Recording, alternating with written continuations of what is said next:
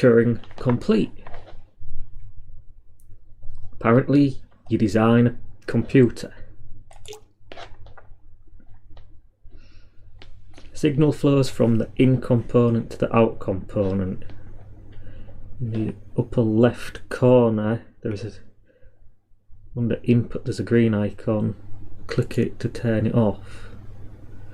Notice out is turned off.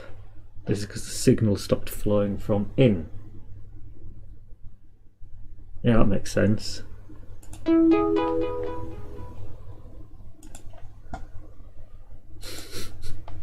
Decided you're probably not a plant. Figure out a NAND.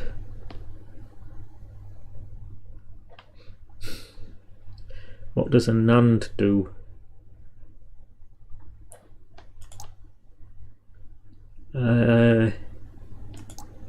I think a NAND does that. It's only off if both are on.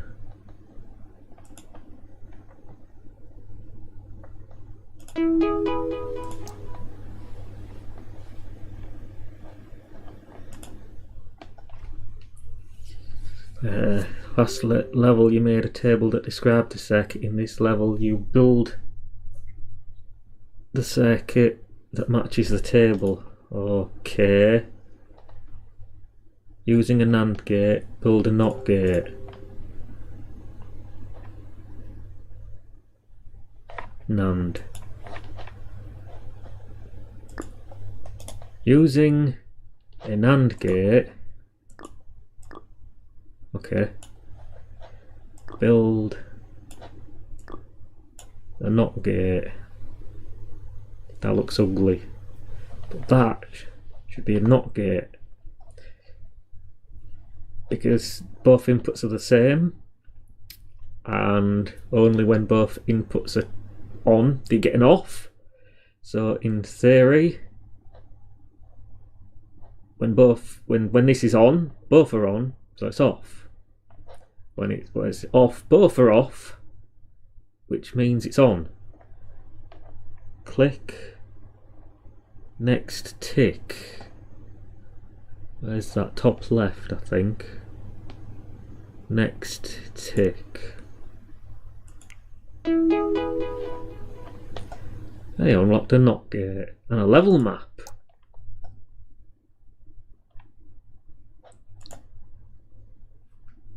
Most creatures on Earth are aggressive and do not know how to concentrate. To succeed in the next test, you will have to learn how to place components and circuitry while not destroying the test equipment. Okay. What we're building? A NOR gate. We have a NAND gate. So to make an OR gate from an AND gate, you invert both inputs and output. So to turn a NAND into a NOR, you'll probably want... is it on the cursor? Right click gets rid of it. Yeah. You want to invert both inputs.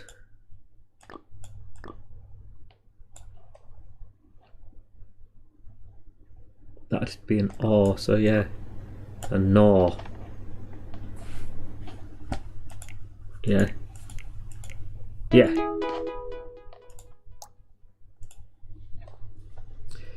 You should be happy to get... He abducted us and he's saying we should be happy to get to participate in these glorious tests. Okay. So we're building an OR gate. Well, we'll just build a NOR gate. So we do the same thing, except without the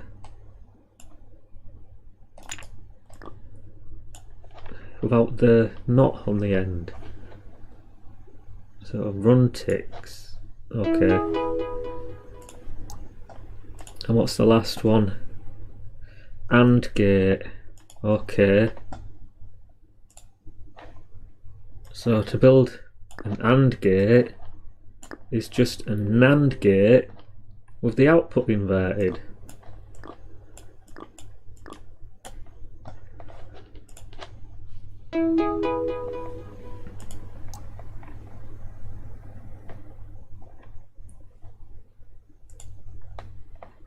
Create a circuit that is always on.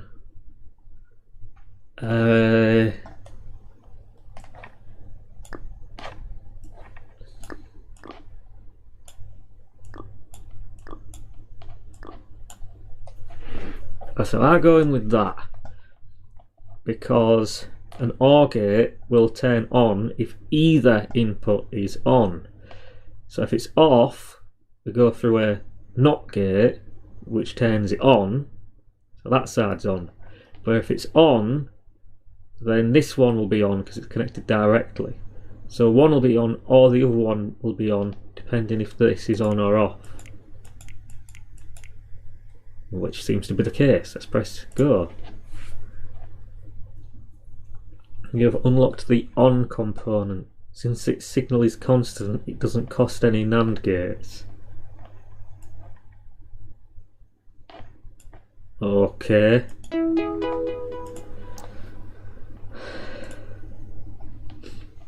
As you know, these tests culminate in building a functional computer.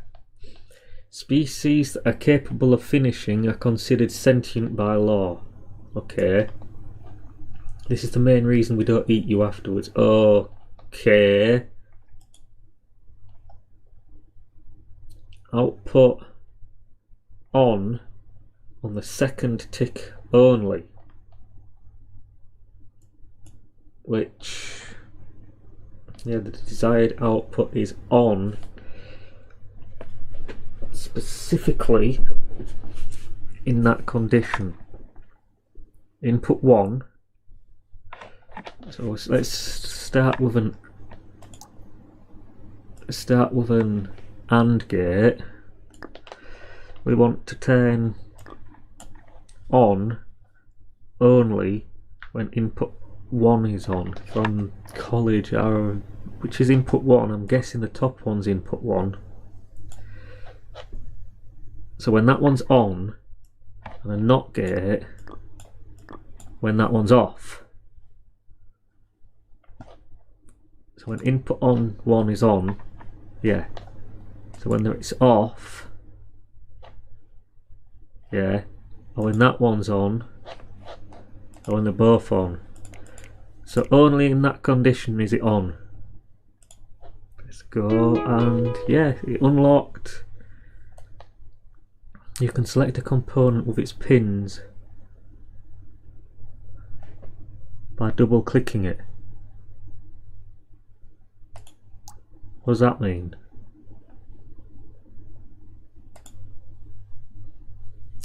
XOR gate. This level is difficult, so don't be discouraged if you don't get the answer right away. Well, given that the previous level was, let's put there so give it some space. Since the previous level was specifically, oh, that way. Hey. Since the previous level was specifically that, and that was this one, if you do the opposite here,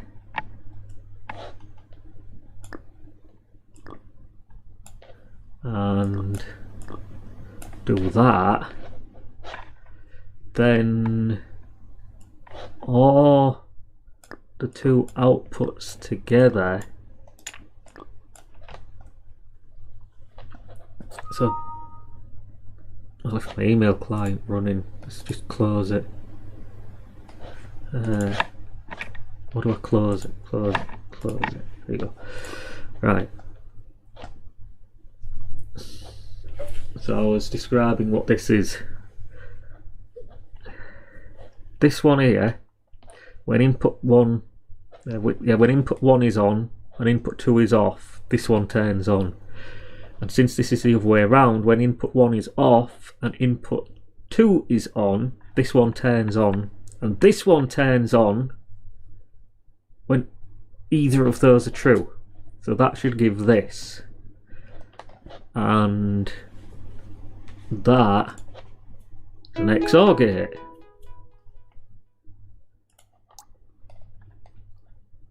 So left or right?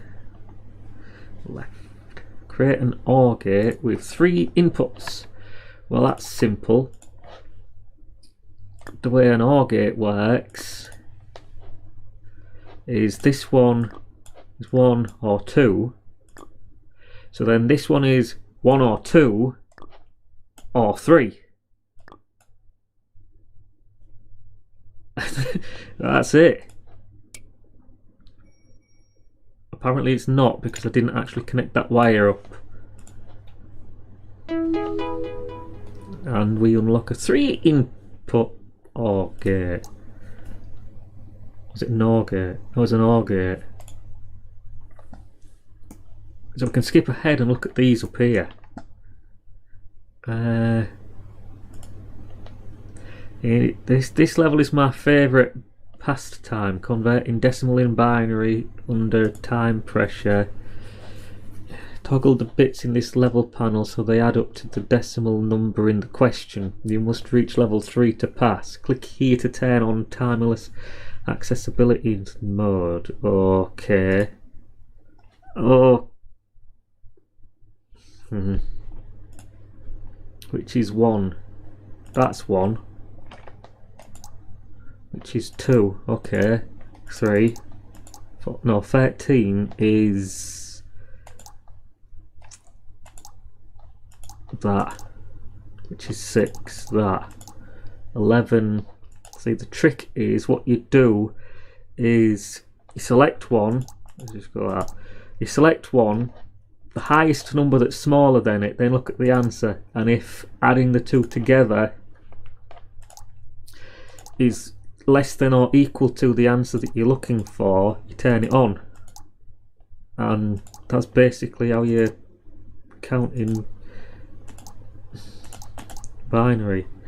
So yeah, I want a higher one there. See, that's too high. And 2, 4, 19, 31's everything that's below 32. 3, 2, 37. That's everything except the yeah. 32 is just 32. 7 is everything below 8. 38 is that. This is just maths in your head. The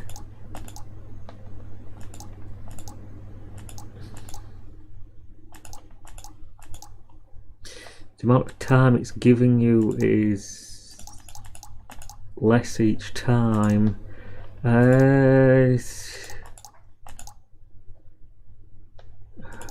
Most of them down here.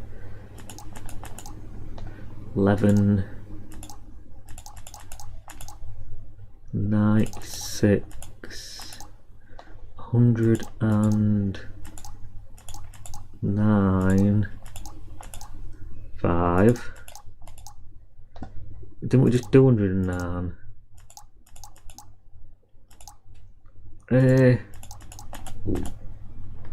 Good job. I reached level 5.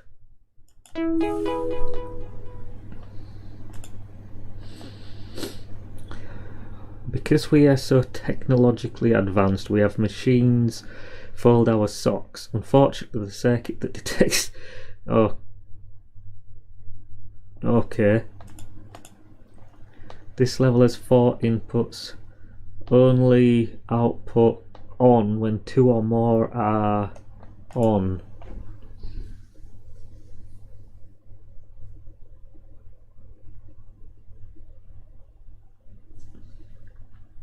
When 2 or more Okay, what I want to do is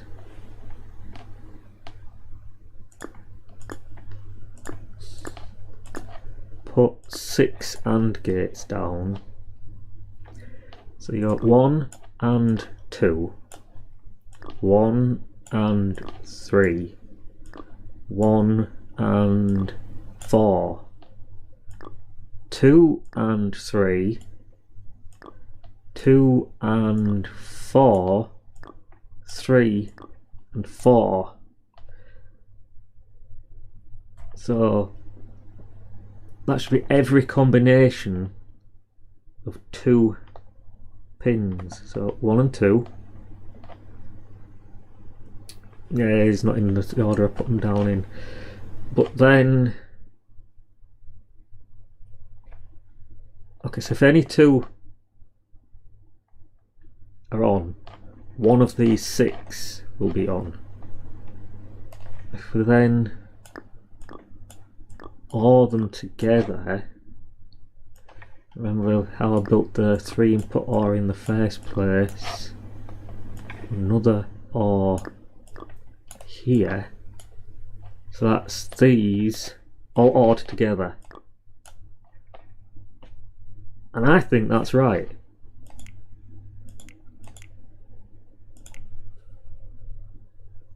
No viewers but a like. Okay. Hey.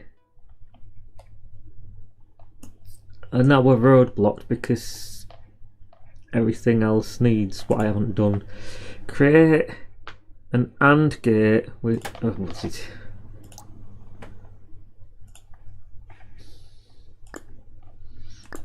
It's like creating the OR gate with 3 inputs. Like that. So this one's 1 and 2, then this one will be 1 and 2 and 3. 1 and 2 and 3. A 3 input AND gate.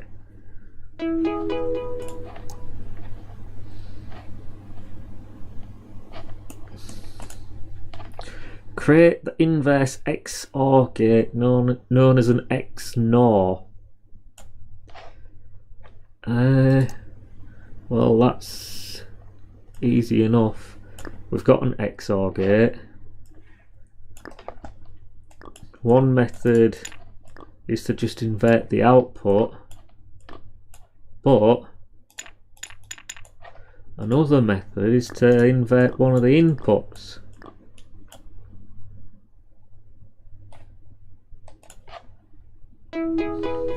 Yes, so we generated an XNOR. Let's go to the SAD branch. In our educational system, we traditionally teach by tricking students into doing the wrong thing and then teasing them. Okay. I am not sure it benefits the students, but the teachers love it. Create a circular dependency. This is a circuit where the input of a component relies on its own output.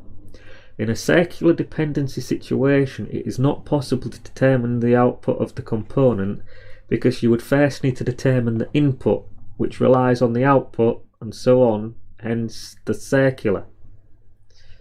This state is normally not allowed in other levels because in this level the goal is to create it, so you understand what it is before going forward.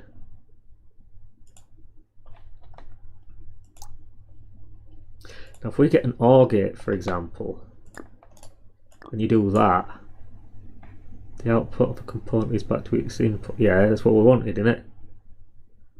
Oh yeah, next circuit where the input of a component depends on. In this case, I chose an OR. You wouldn't normally choose an OR. This is a latch that you. So, say this is connected to a 0. The output will be 0. But as soon as you turn it on, you have an OR situation, so the output will come on, and then you can never turn it off. So although that's correct, you probably want to go with something like a NAND gate, because it's only off when both of them are off. Well, that's the same problem. Let's go with an AND gate. NAND's probably what you would use in a useful circuit. I'm guessing that's coming soon. Create a circular dependency involving at least two components. Okay, let's go with NAND, like I said. I don't want to do that.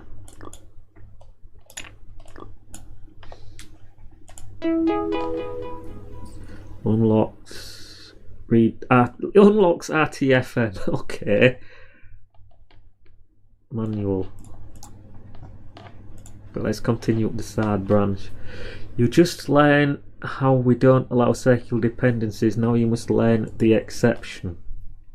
Reset latch. Yeah, that's what I've basically just built, which stores memory. This is the only level in the game that allows circular dependency. Consider this simple circuit, just two NOR gates in a row.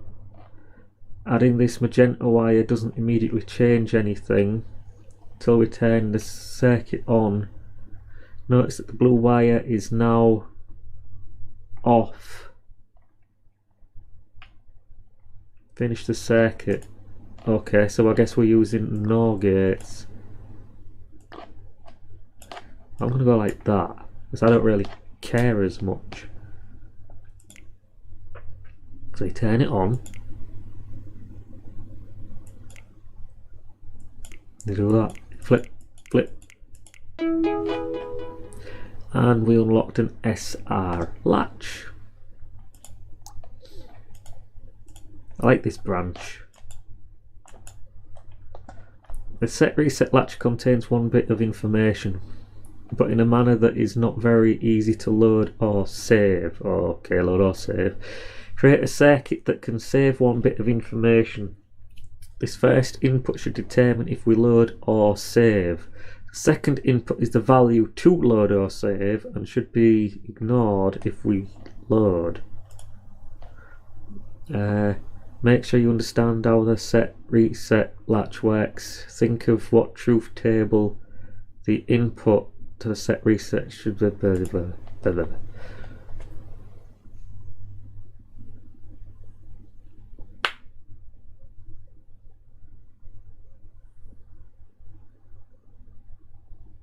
So what is it asking for? The first value should determine if we load or save. The second value.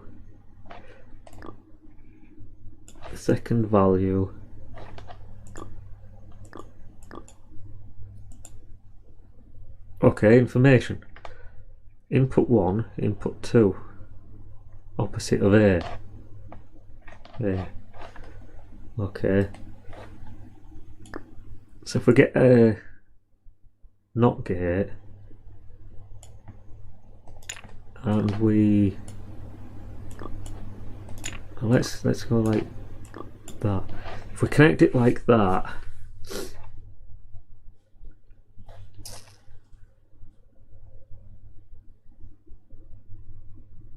then whatever this is, we set it to. It's not quite what we want, is it?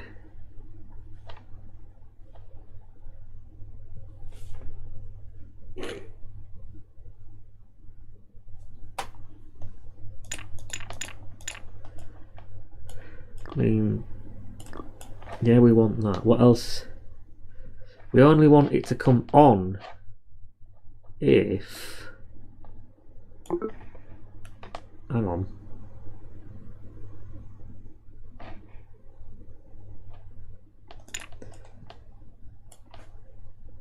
We only want it to come on.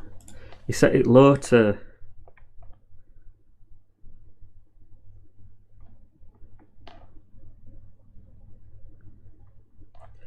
When...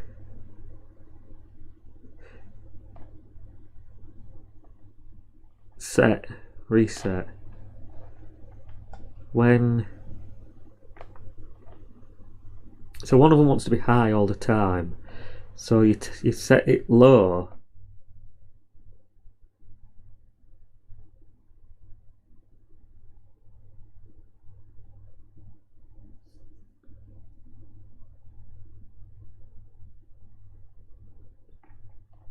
Oh, repeat what A was last set to. Yeah, okay, so you want one of them on at a time. So we want a pair of AND gates. I guess we can't put it that close. Like that. This is like that. Then this one goes across there like that. So, being AND, you need to turn both inputs on at the same time to get an output of on, which means only when this is on can we turn on one of the outputs, because this is 1 and not 2, and this is 1 and 2. So 1 needs to be on, and then when 2 is on, we get the bottom one, and when it's off, we get the top one. So is that... Looks like I did it correctly. And that unlocks one bit of memory. We are experimenting with how background is. Okay. When invert is green, output the opposite value, otherwise just output the value.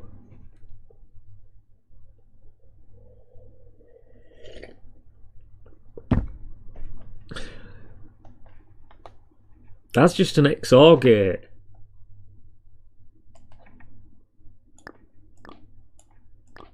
Because if you look at the truth table, it's on when either of them are on, but off when both of them are the same.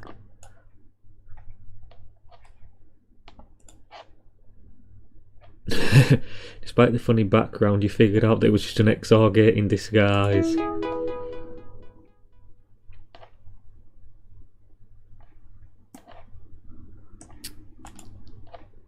Using a maximum of 3 components, output green only when an odd number of outputs are green. You can use a hint if you get stuck. Well,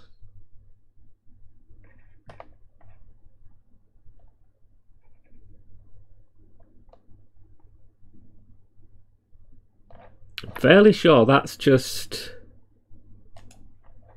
a bunch of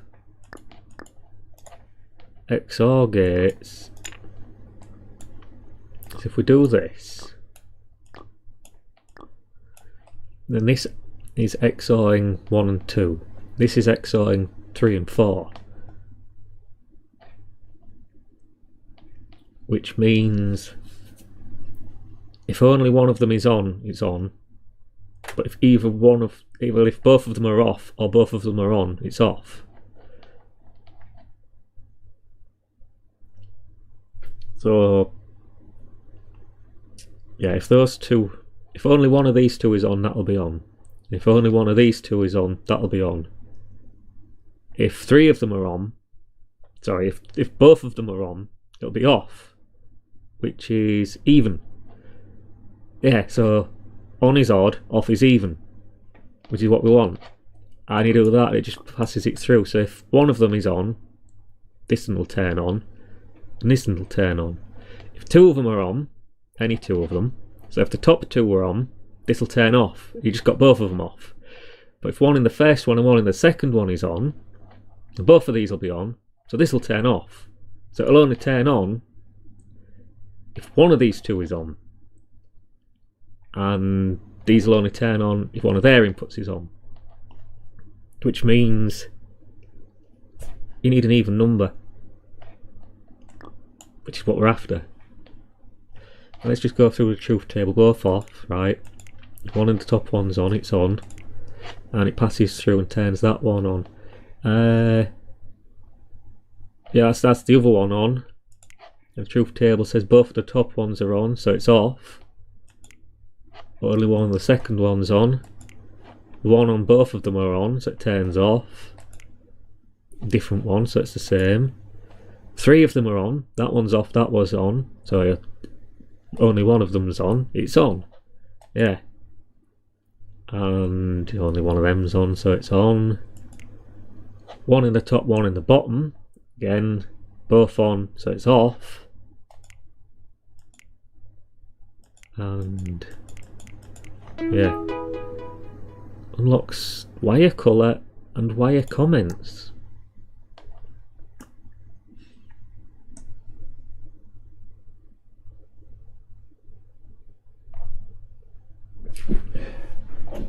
Is there a link in here so I can advertise this? Because I don't like that nobody's watching. How do I get a link?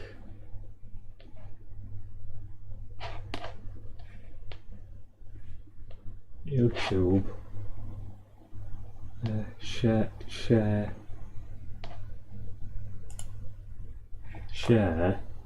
Video link. Copy video link.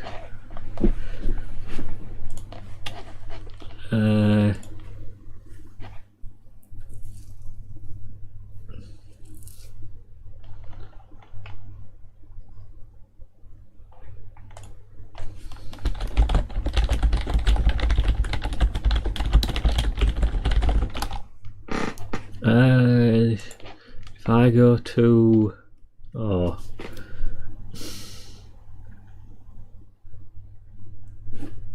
I need to check my. I haven't checked since the 20th of October. Someone sent a message to Bob's Mods. I'm slacking. Let's go.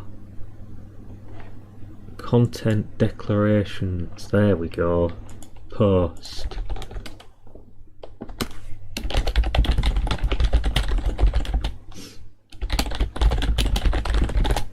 Don't know where else to post that I'm streaming.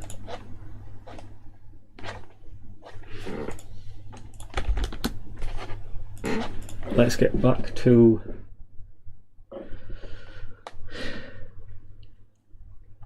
do some more, see if people join. The output component of this level is a binary counter where the first 3 pins correspond to 1, 2 and 4. Use the binary count to count the number of signals. Use a hint if you get stuck. The solution for this level is not very neat and requires more components. Okay, so use lots of components, it says. So 1, 2 and 4 I'm guessing. Click on and it's not. That one's giving me info, but that one's not. So there are 4 inputs. We have to count the number of inputs. Looking at the diagram at the bottom, desired output is just numbers. So we want an output of 4, which is that one. Only, and it says use lots of components, so turn that one on only. Yeah.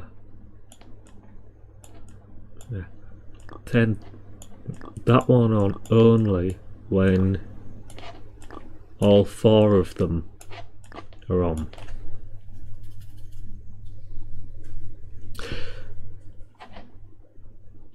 Turn on this one only when there's an even number, so that's our XOR like the previous level. Let's leave a bit of space.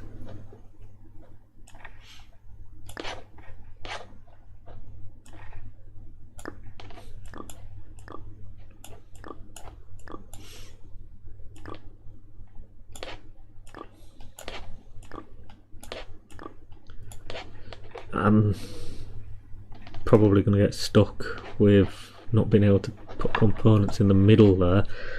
Okay, number 2. You want number 2 to be on when 2 of them are on or 3, but not 4.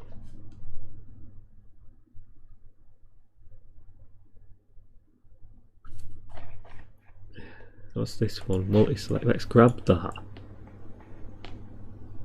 Put it down there. I can just redo that wire.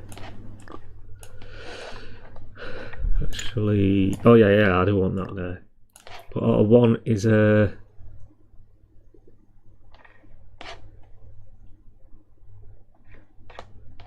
and or 3 input, 2 input, and not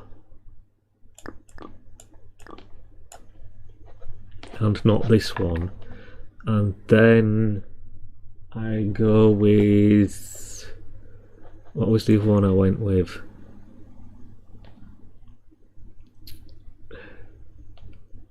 I'm gonna squeeze it in here. 1.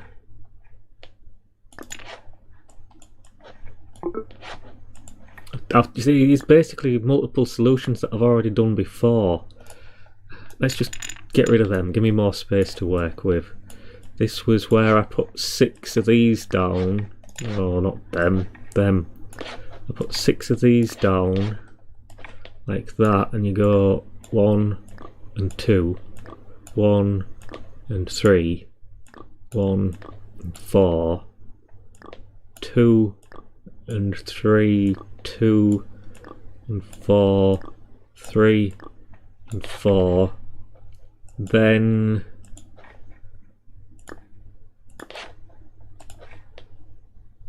or them all together like this.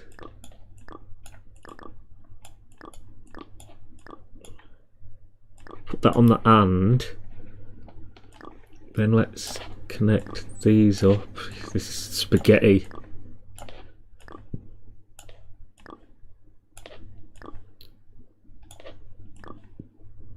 It's like when I'm working on breadboard, it gets to this point, it's like, well, it don't work, rip it out and start again.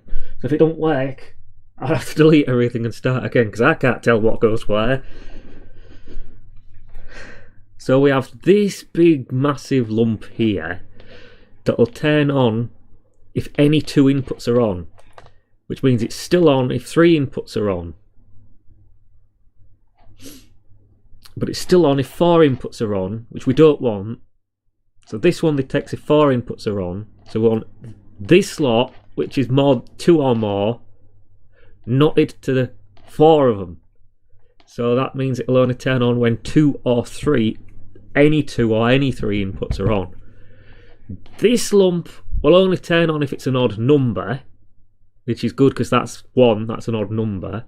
Which means if we have 1, this will be on, 1. If we have 2, this will be off, because it's even, but this will be on, because 2 of them are on. If we have 3, well, this will still be on, because that's any 2 in any combination, that's at least 2. But this will turn on again, because we have 3, which is an odd number, that's 3. And if we have 4 of them, well, it's even, so that'll be off. That'll turn on, because it's all 4 of them. This will turn on for 2, because any 2 of them are on, but this NOT gate should turn it off, which means we just get the 4. So that should be the solution. And yes, it's a lot of components and a lot of spaghetti. Yay!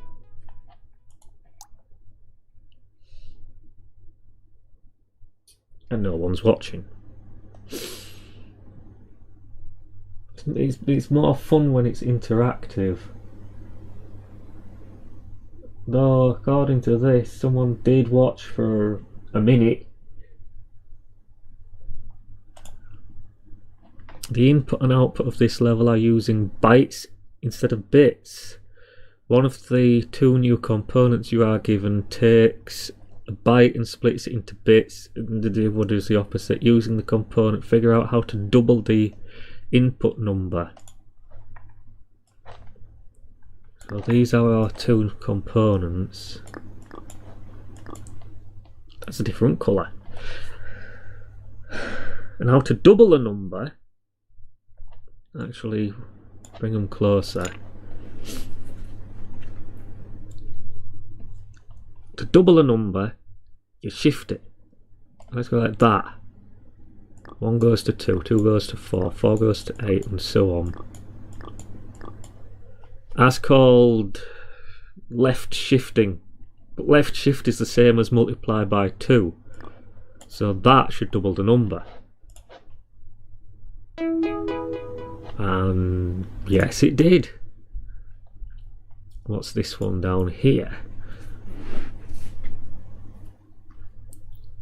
We measure the universe with numbers, so your machine must learn to count.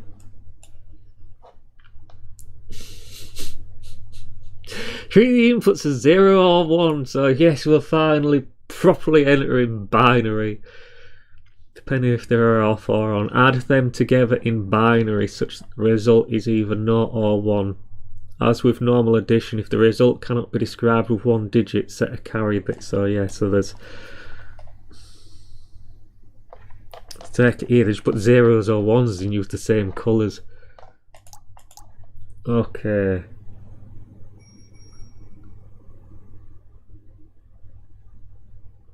Okay. I can't remember how to do this, but let's have a look. Input 1. Okay, desired sums an XOR. Let's go either way. Desired sums an XOR.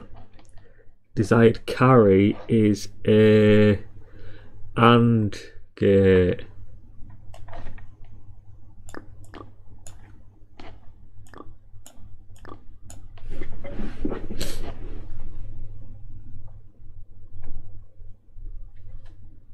I see a viewer. Hello! I can't see who it is until they say something though.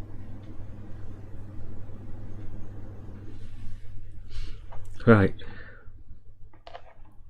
I could explain how it works, but yeah, basically one or the other is a 1. Both of them, but binary, you then end up with 1 and 0, so 0 and carry 1. So this basically means 2 and this means 1. So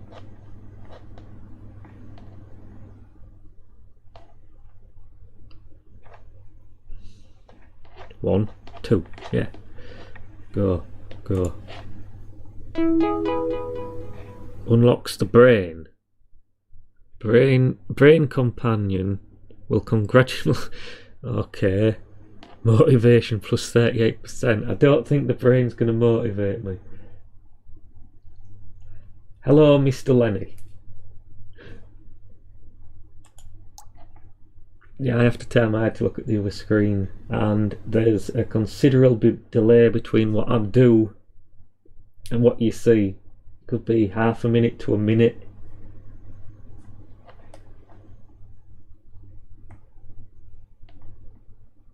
So what's next? Full adder. It says in the top left corner what I'm doing. So full adder. Now it's at the top. Full adder. In the previous level, we added together 2 inputs. This time we add 3. Well, I can see them at the left there. 3 of them. Once again, add the inputs together in binary such that the result is either 0 or 1. As with normal addition, if the result cannot be described with 1 digit, set the carry to 1. So I believe again we just stack XOR gates to make sum. Let's go like that.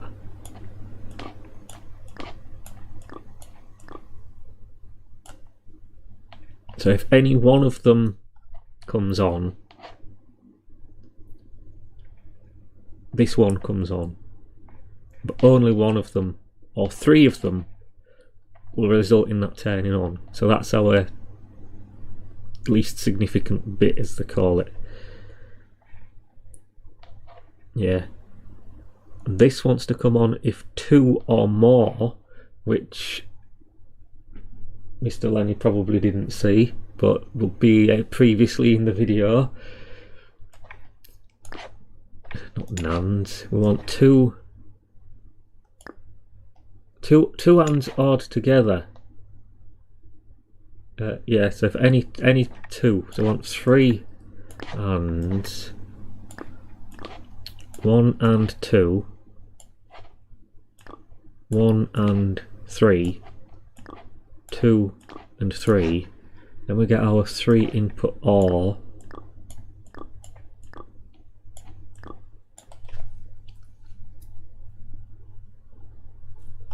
So those 2 turns on that one, those 2 turn on that one, those 2 turn on that one, and if any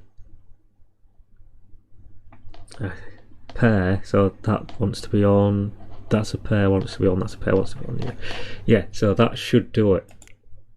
Everything's off, one's on, we get a sum, a different one's on, we get a sum, 2 of them are on, we get a carry. Only one of them's on, sum. 2 of them are on, we get a carry. Different 2, still a carry. And all 3 of them on, sum and carry. And it unlocks a component that does what we just built.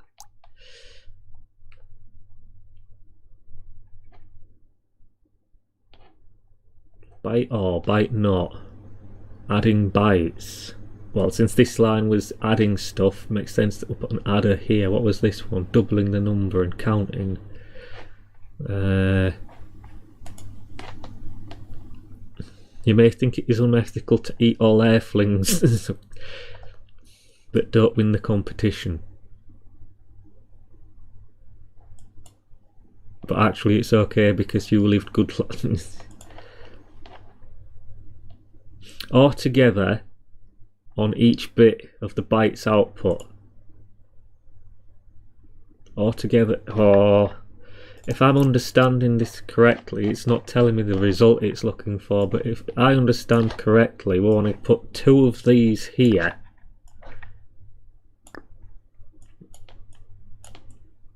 Like that.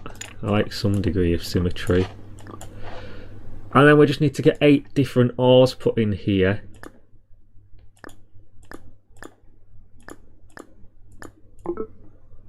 Let me line them. What? Select. Let me line them up. There we go. And turn it off. 1 and 1 to the OR. So 1 or 1. 2 or 2. 4 or 4. 8 or 8.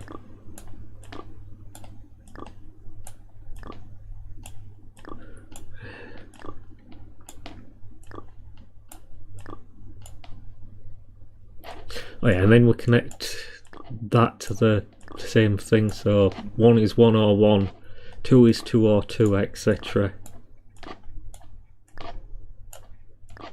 I think that's what it's asking me to do.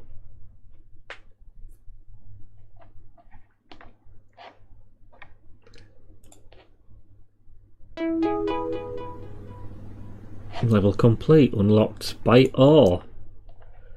So is this just the same thing with AND? Or byte not?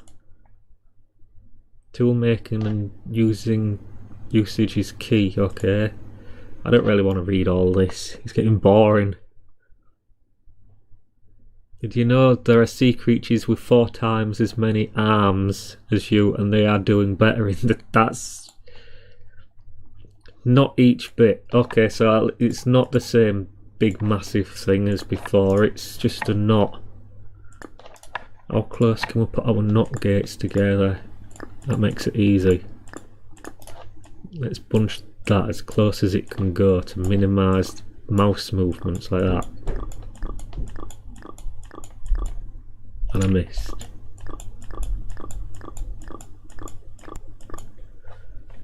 Is that what you're asking for? Yeah.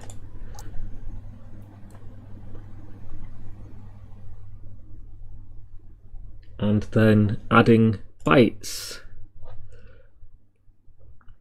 Add the 2 input bytes, each output each output bit in the output should be a result of the addition of the corresponding bits from the inputs and potentially a carry.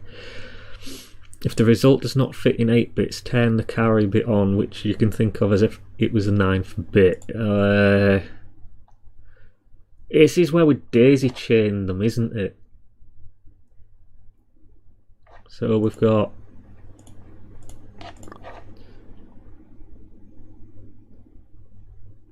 let's turn these on. Adder. What we're building. Oh yeah. So we need this. This is the key component, the adder.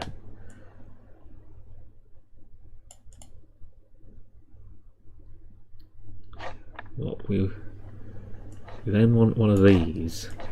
Want one of them. And one of them. Can you move these? We can move these.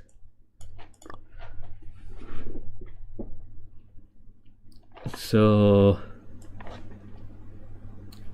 I'd call this a puzzle game, except, you know, with real world applications, because this is digital logic, but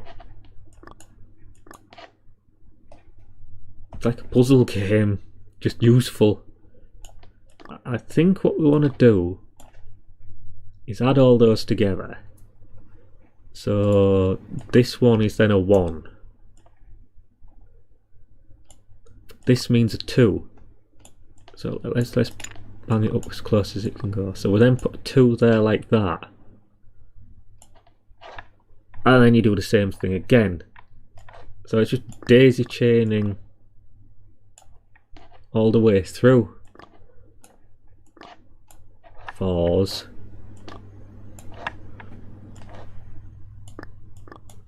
8s.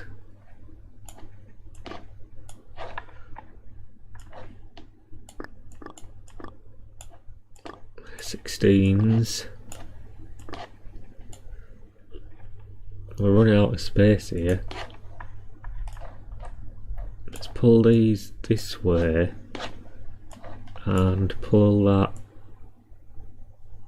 way.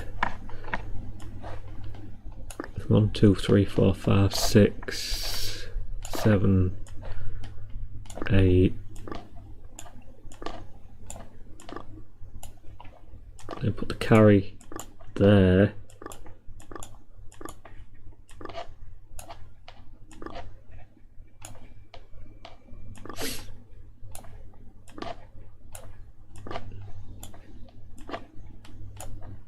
Nice. So that's what I think the answer is.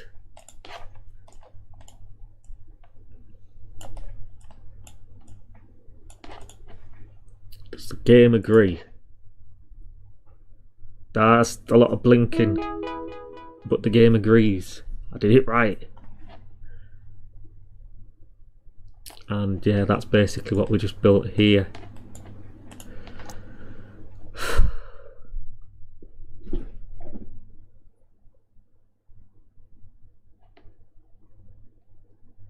Negative numbers or switch. Well, let's go with switch. Create a component that switches an input byte on or off. Oh.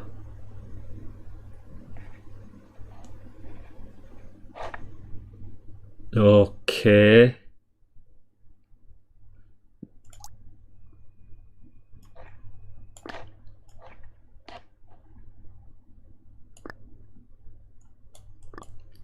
If this is asking what I think it's asking, you want AND gates on each of these with one of the legs connected to each of these, and then the other input on the AND gate, all of them connects to that, if I'm understanding what it's asking for.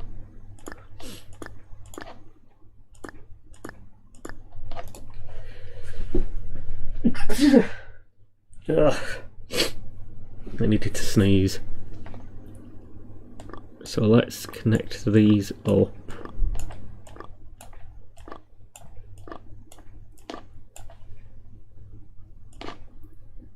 1, 2, 4, 8, 16, 32, 64, 128. I'm just going to go like that. That actually looks ugly.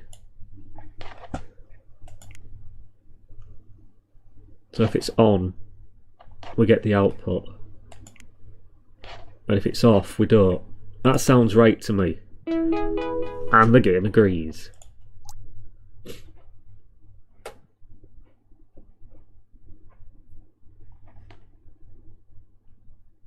Unlocks something unknown. Oh, negative numbers. Oh.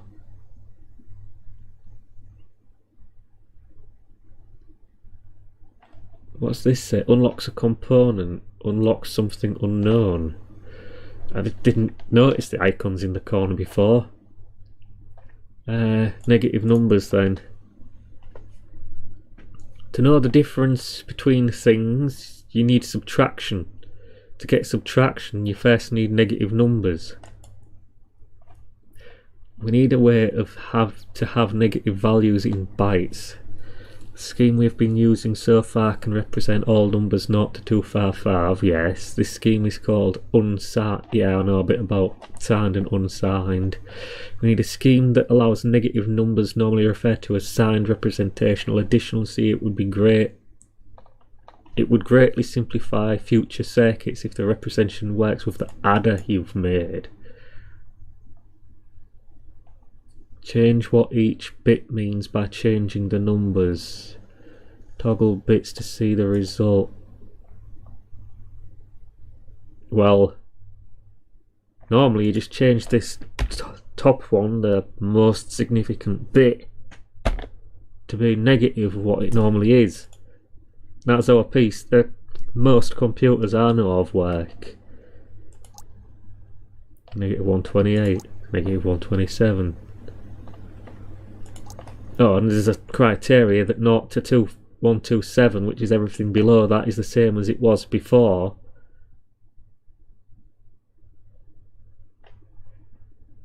What's this say? Negative 1 is not representable. Negative 1 would be that. Huh? Let's just press test. Oh, it's... right.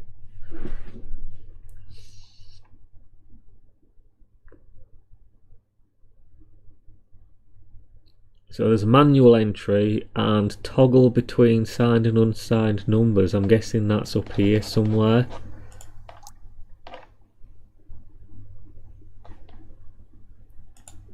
Signed negator.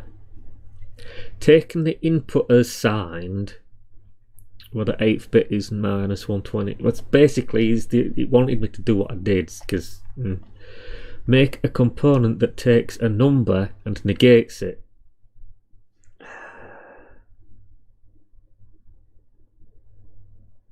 Trying to remember what the rule was. The one that's coming to mind is change the sign, break the line, but that's completely unrelated to this. It's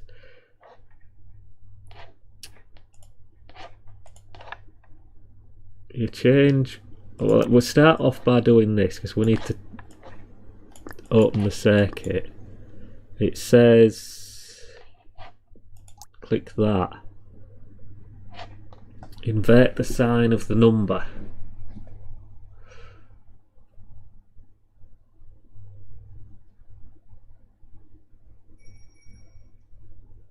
If I remember,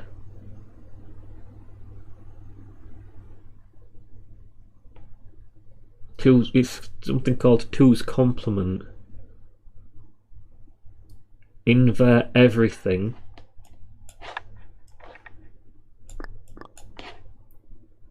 except 1. Oh no, and add 1.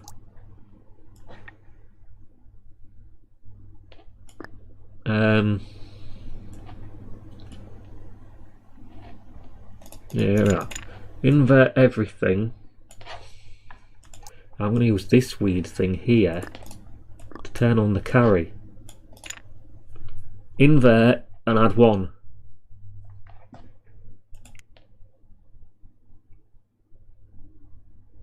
Inputting 1, 2, 3 once, yeah. That seems right. It unlocks the negator. Fairly simple. if you know how computers work. Oh, sorry Lenny, I didn't see your message there. Yes, a byte is just a lot of bits. Specifically, a byte is 8 bits. And that thing, let me open the level again. Let's go on this one because it's the only one available to me. Let me read it first, then I'll get back to you. Even though he did not pass our test, we decided to keep the dog. Okay, I'm just gonna skip. When the bit selector is read, output byte A, otherwise select byte B. Yeah. Looking at this, that takes a byte in and splits it into 8 different bits. So a byte is 8 bits, and each bit of the byte represents a different number, as is written on this blue component here. Can you even see it? Is it too small for you to read the numbers? I can try zooming in if you say yeah. But each bit on here represents a specific value, and depending which order and combination of these bits you turn on, yeah, you can see it, good, thumbs up. Depending which combination of these bits you turn on, you get a different number. So if you turn on just this bottom one that says 128, then that's interpreted as the number 128. If you then also turn on the first bit, that's interpreted as 128 plus 1, which is 129. And that's how binary works.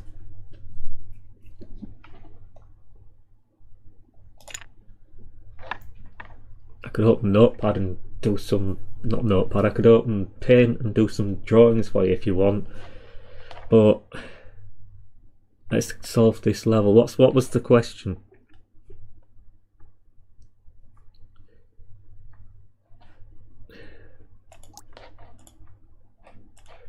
When the bit selector is read, output A, otherwise output B.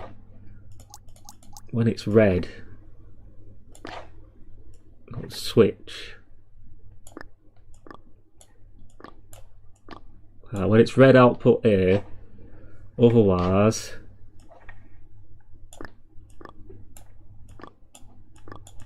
output B.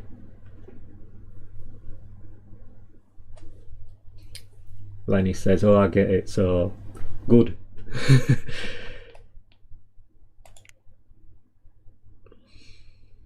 It says, your answer is 20, the correct answer is 20, input B. So when it's on, you get B, and that's what it's doing. When it's off, you get A. That's what it wants me to do. And it created a component called a mux, which is actually what I'd refer to as a demultiplexer.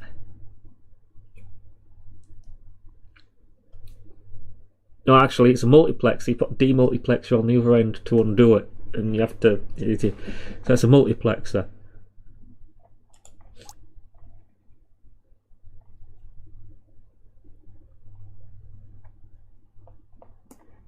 But basically, it's a switch, A or B.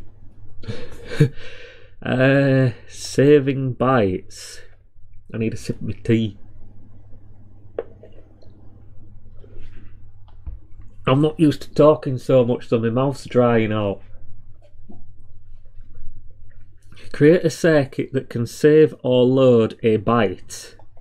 It depends what it means by save or load. Is this just when the first input is green, load the memory and send it to the output. When the second input is green, okay, so there's load and save. Load and save, and that's whether you So we're going to need... Wait, this is byte. We want one of these. Oh, sorry, we don't want one of these. We want 8 of these. I've gone out of LAN. Where is my LAN? That's the middle. And we got there 6, 7, 8. Then we need that thing to split them, this thing to output them.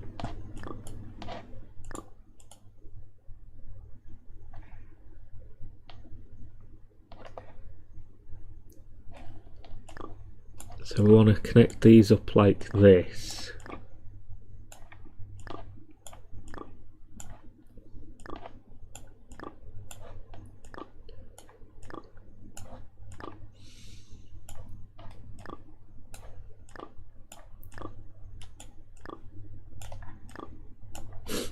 Yeah.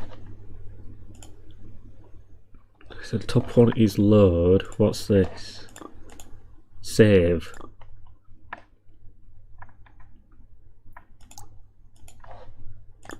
Top one is load.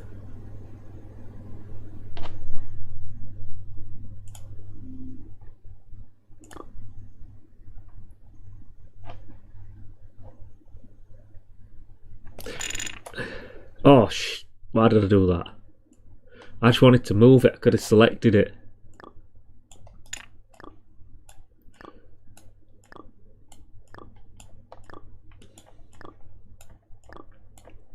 I keep forgetting that you can select and move the whole thing. So I need to switch here.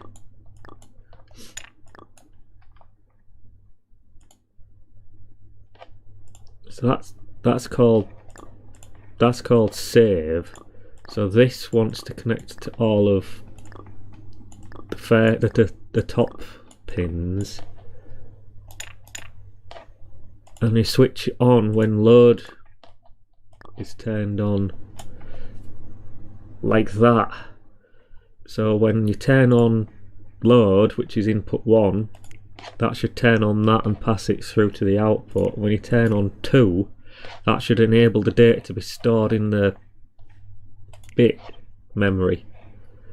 In theory. Let's see if I'm right. Yeah. And that unlocks 1 byte of memory. Now we got a choice again. Demux or counter. Let's go with a counter.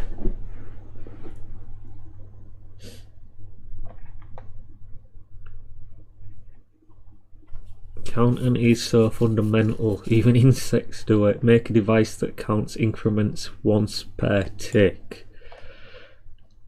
Build a counter that will increase by 1 each tick. Additionally, there should be an option for overwriting the count with a given value. The bit input should toggle between counting and overwriting. Let's start with the counting up first, because that's easy. We need a memory register. We take the output. Probably want to connect the output to the output thing. Take the output back to the input.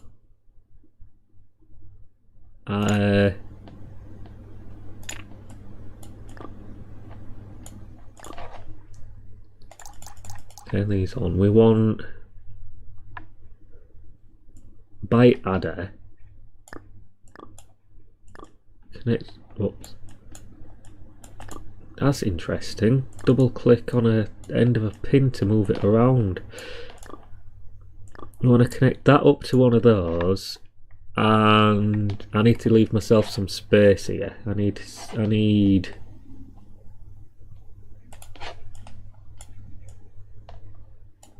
sever that. Let's just sever that. I need the mux that there. This might be the wrong way around. This.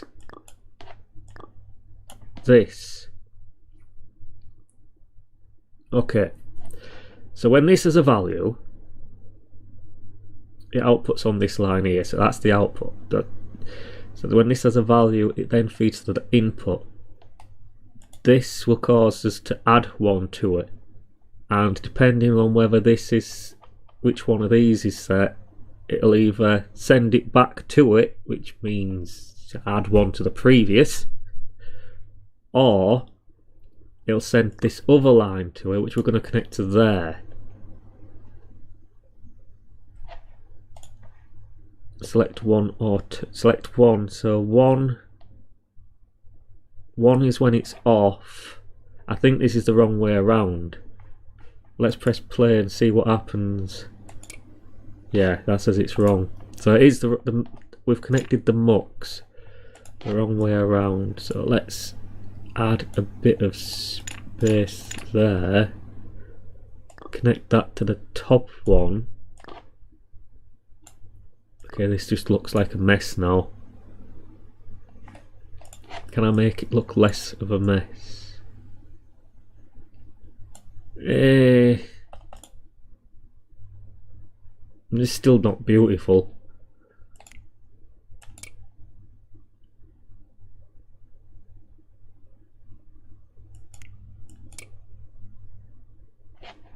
Apparently that's still wrong.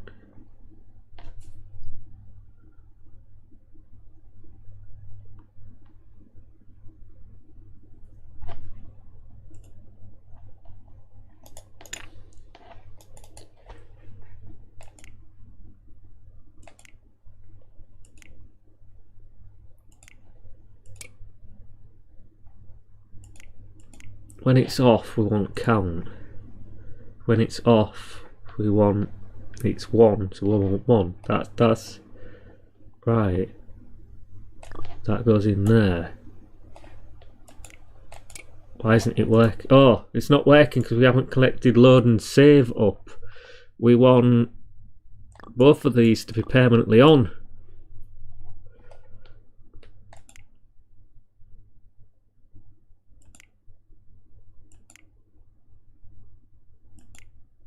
Yeah. That was a silly mistake. So we unlocked the counter and we unlocked RTFM self-dependency. Didn't we? Never mind. And that unlocked nothing, so we've got to go to this one. Create a component that can switch a signal between 2 pins.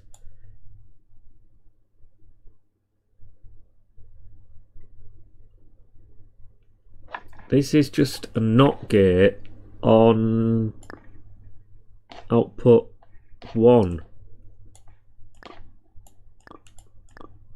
Like that. Demultiplexer, okay. Do we really need that? It's just a NOT gate. Maybe if it was bigger it'd be useful. Oh, bigger demux. We want a thing like the other thing, but just a bit bigger. With 3 bits of input, there are 8 combinations. Make a circuit that selects 1 output for each of the 8 combinations. No more or less than 1 bit should be green at a time. Oh, that looks huge. We shouldn't need any of the... Well, we could use demultiplexers, but only 1 should be on at a time.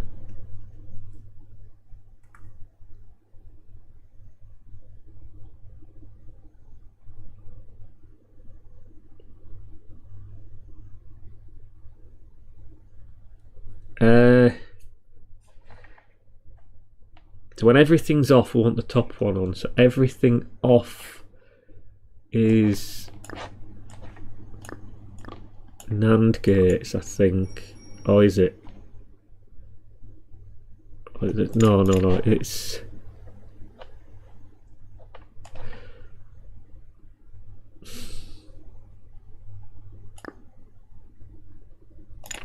let's do it the other way. You get a 3-input AND gate, so it only comes on. No. 3-input OR gate. It comes on if any of them are on. There we go. This is what I'm after. It comes on if any of them are on, so we're not it, which means it's only on if none of them are on. That's the first one. The second one,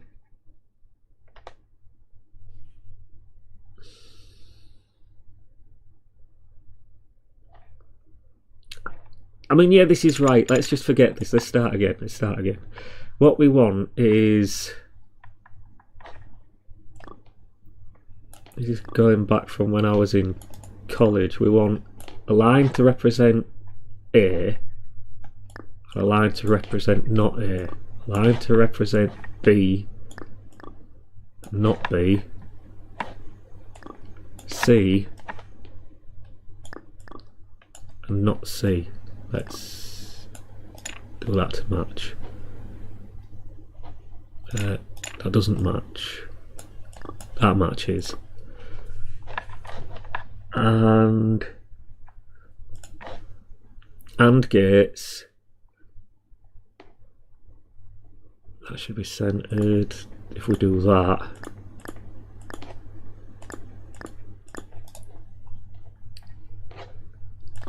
So if I connect these up like that and don't miss. Ugh.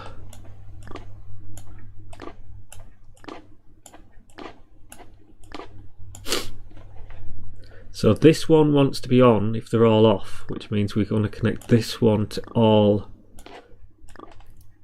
of the NOT gates. This one we want to be on only when this one is on, so we connect up that one and then the other 2 pins to the NOT gates. Yeah, so that one, I'm going to always connect the top. Alright, Lenny, see ya. I'm always going to connect the top to the top, the middle to the middle, the bottom to the bottom, and depending which combination it wants from the list here, depends whether I connect it to the top pin, which is on, or the NOT gate, which is off. So we want off NOT gate, on the pad, off NOT gate, and so on. So then we want on, off. So pad, NOT gate, NOT gate, pad, NOT gate, pad, NOT gate, pad. It's already spaghetti. Pad.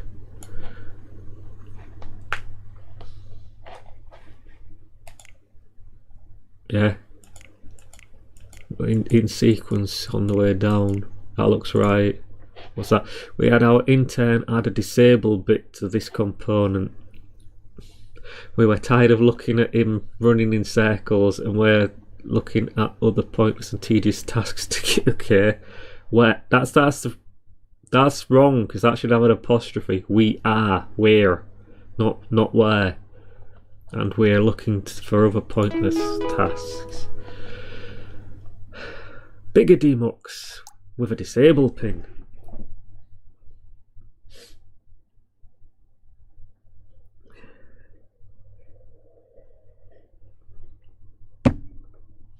It's not as fun when someone is watching apparently.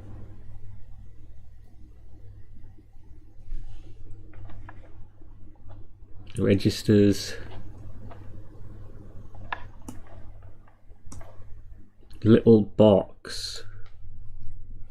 Can you fit 4 bytes of memory in this limited space? In this level you have to build a circuit that can save or load from 4 different bytes of memory. You are given 1 bit that determines if you are to load, another bit determines if you are to save, and it comes for corresponding value. Additionally, you have 2 address bits. Yeah, okay. I zoomed in a bit there. So we need 4 of these.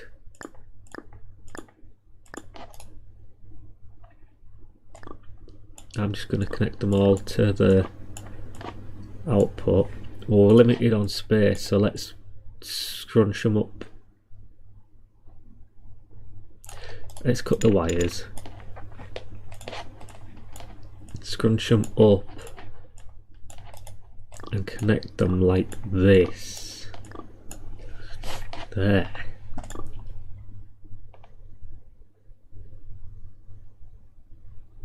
So we want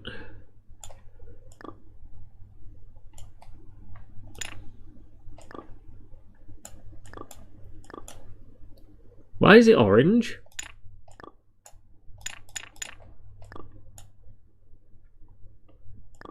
Well, it's orange apparently, so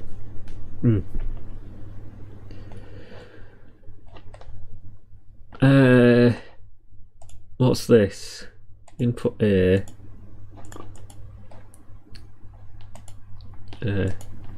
No, it's just called input. Why is that one saying A? That one's saying 0. That's load and save. Oh, A and 0. Yeah, that's because of the way it's A 0, the first one. Load and save. So this one wants to be NAND.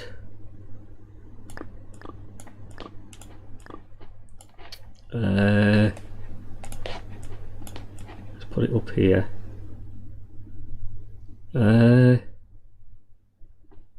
Is that what I want to do? Because they were limited on space. I know what I want to do in my head. I just don't know if there's enough space to do it.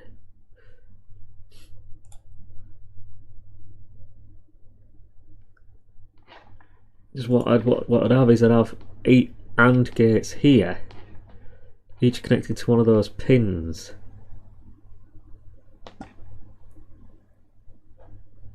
Yeah. I don't fit.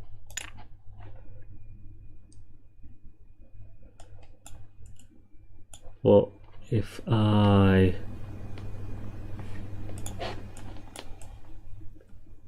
get rid of that? I can put it back if I need it back. Yeah.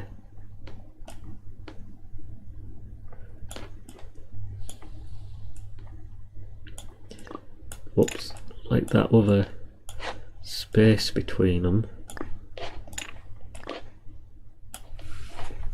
So that goes, that goes there and that goes there. And don't miss.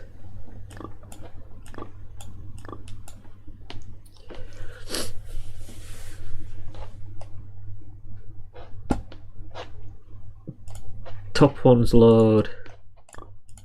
Top one's load. So these all want to be load. This is probably save, so all of these want to be save. That one wants to connect to this one because that's for the same device. Now we need an addresser here. So when both of them are off, we want this line to be on, which is what the NAND was doing. I'll move this.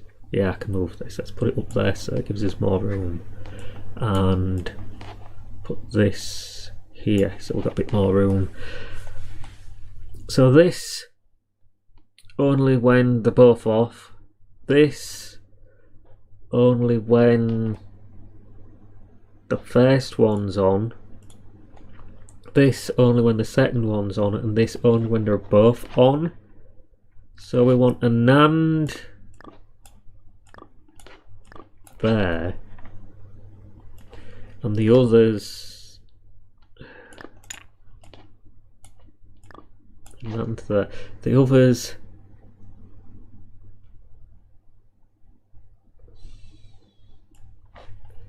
all want ANDs.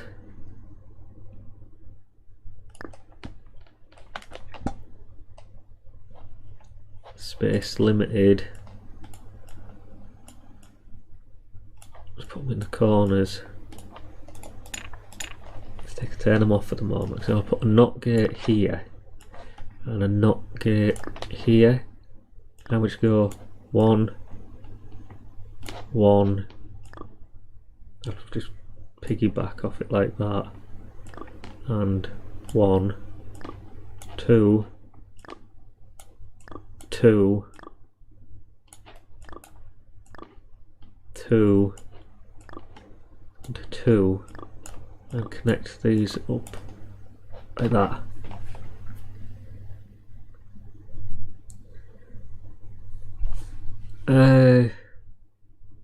Yeah. No.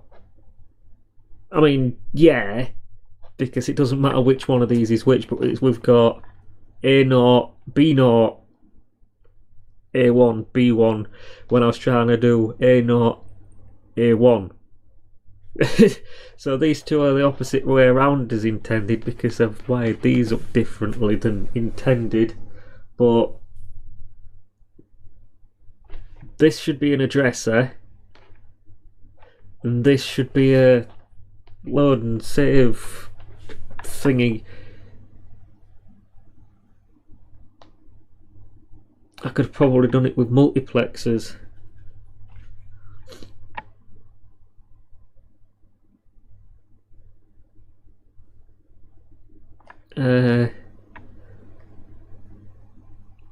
Not multiplexers. A demultiplexer, which I don't have. That's probably what I'm making, a demultiplexer.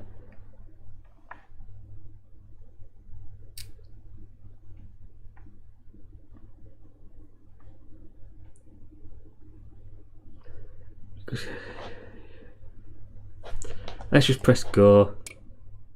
Error what? Expected. I've got two of them turned on for some reason here.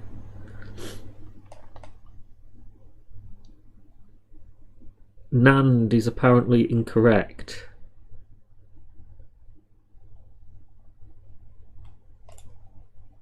Yeah, let's go over.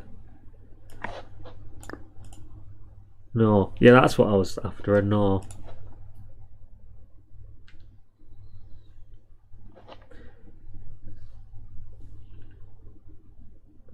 In our advanced civilization, forcing prisoners to do extremely tasks is slavery, and is technically illegal. This is why we instead had our Which one was that one? I want to go back in. I guess I'm going to get rid of this.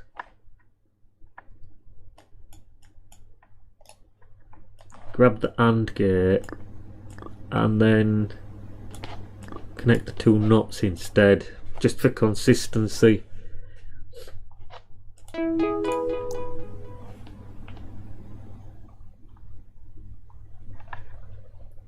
Right, now do we go up here?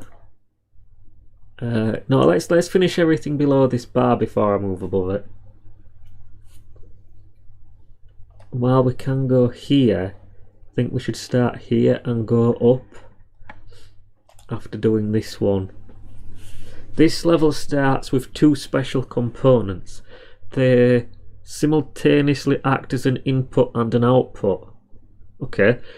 Make sure the signal flows only from left to right. there are 3 tests. Both sides will be red.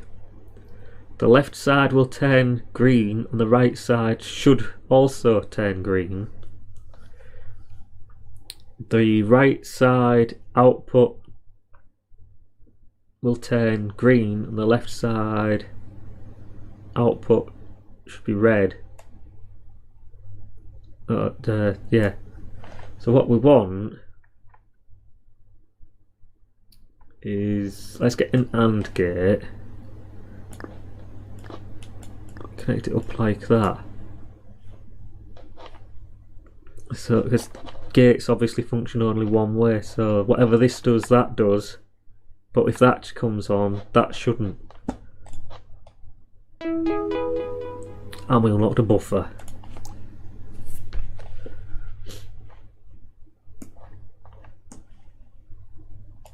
Logic engine. Okay.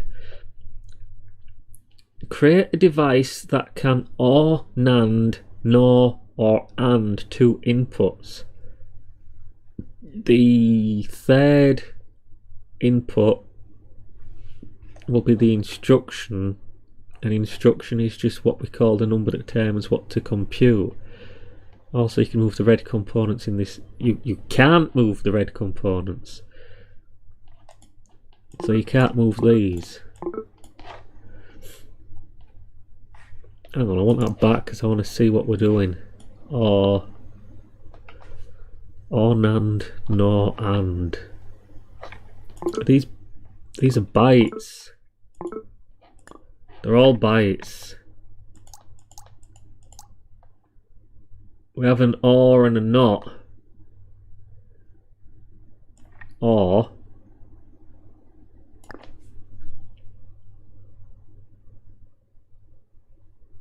This one's going to take some thought, so bear with me.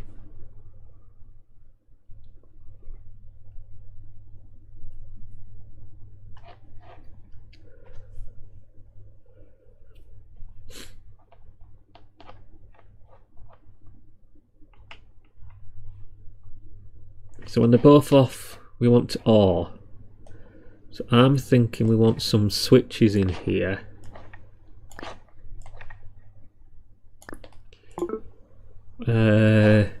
Wanna grab that.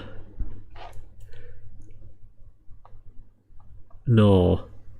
Now what are each of these? And NOR is obviously an OR with a NOT gate on the output. So let's grab a NOT.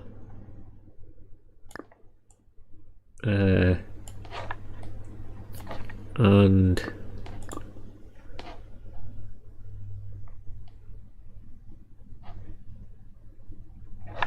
I also want a NOT gate. Let's put that there.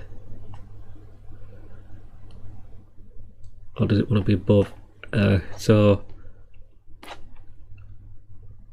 the second bit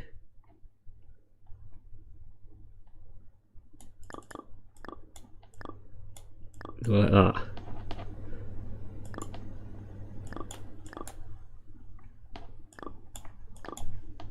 Right. There's obviously a NAND and an AND is the opposite as well. So when the second bit is a 0, we want the output to just go straight through and get an OR. But when the second bit is a 1, you get 2 because we connected it up there. There's value 2.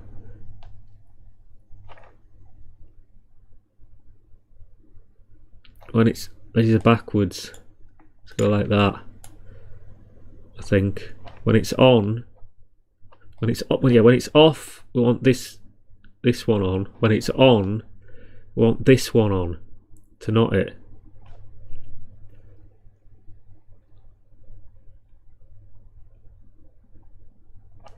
So we have OR.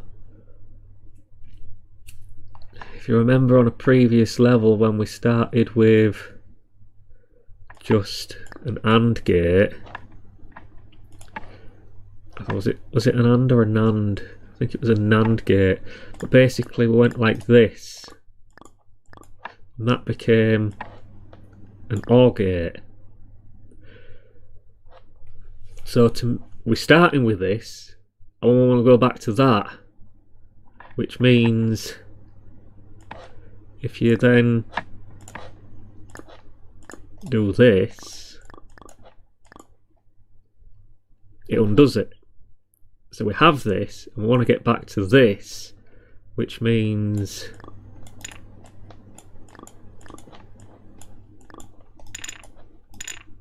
now these two are the same, not in the output, and both inputs changes the OR to an AND.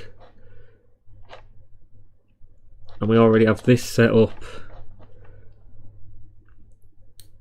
So when we have a 1,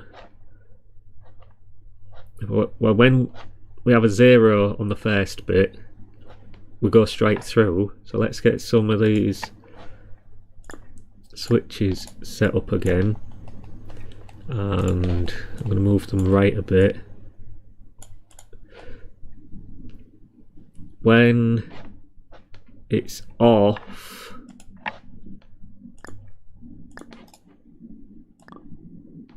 let's go the other way, let's go up like that. When it's off, we go straight through, but when it's on,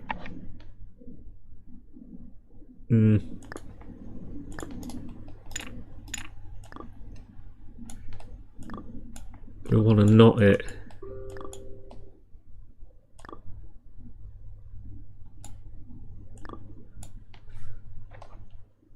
Let's get rid of this. Is this right? So when they're both off, it just goes through the OR, through the switches here. When the first bit is on, we want a NAND, which means we knot them on the input, which is, I'm not going to connect the wires, but that's that. Remember, that is an AND, and that is a NAND. And if you put two on the output, you undo it, which means if that is an AND, then that is a NAND. So inverting both the inputs but not the output turns an OR into a NAND. Then we flip it the other way around and turn on the second pin, and that knots the output, which is a NOR. And then 3, you turn them both on, so you're knotting the inputs and the output to get the AND. So that should be it, and apparently it's wrong.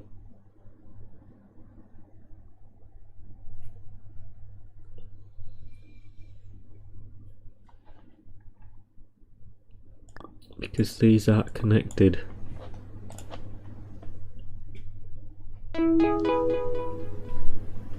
What did we unlock? Wisdom. Pain is temporary, glory is forever. Feels like a Klingon. For glory. Now I said I'd follow this up and do this one when we got here, so next is this one. Okay, that's why I can't move them, because this is the same circuit again. In addition, and add addition and subtraction to your circuit when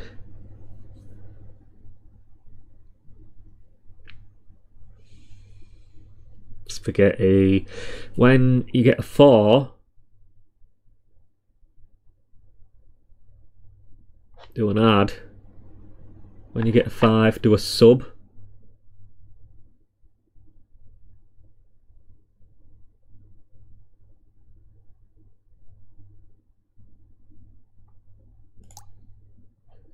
Adder. Let's put it below so it's easy to connect these up.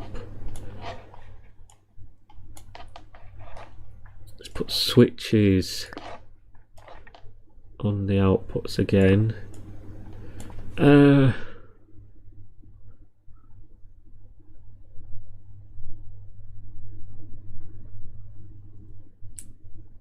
want to put...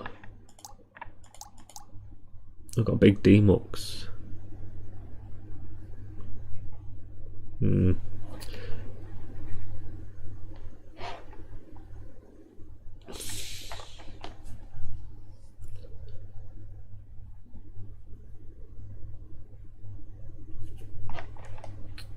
This bit wants to become a bit more complicated because we want to turn these on only when on an egg, and another 2 switches here. I want to turn these 2 on only when this one is off. So I want a not.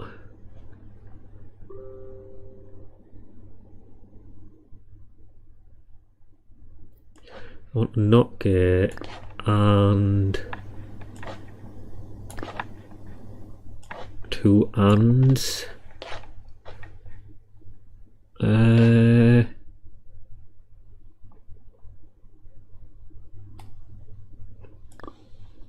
want to move it. So, like that.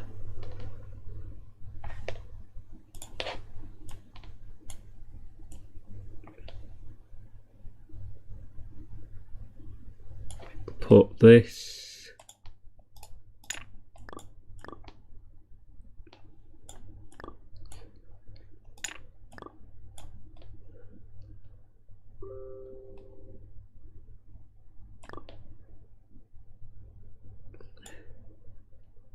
Like that.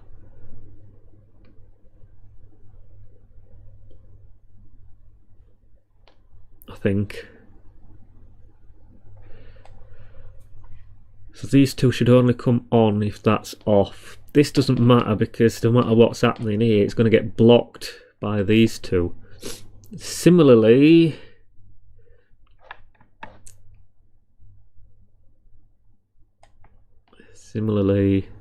let's put this down here. So let's connect this up first. No, that's wrong. Like that. This one, let's get it from the other way. This one goes up there, and this one, let's go all the way up there. No, let's go to here, make them the same. If we have a 0, we want to add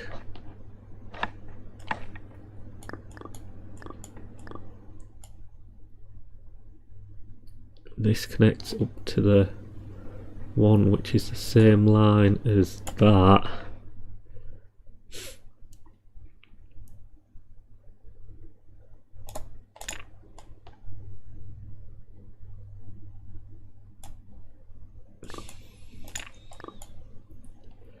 This wants to be on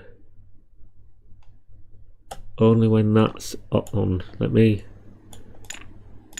move it slightly to the left, like that.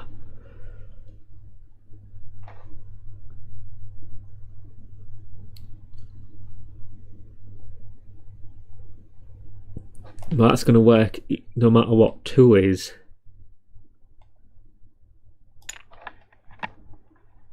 So I want to put, I don't know if it matters, but we want to put a not 2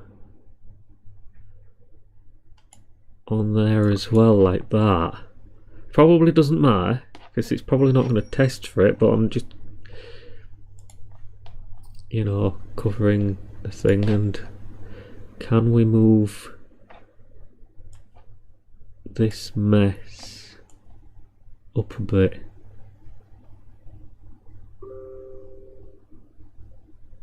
To there. That'll do. Does it work?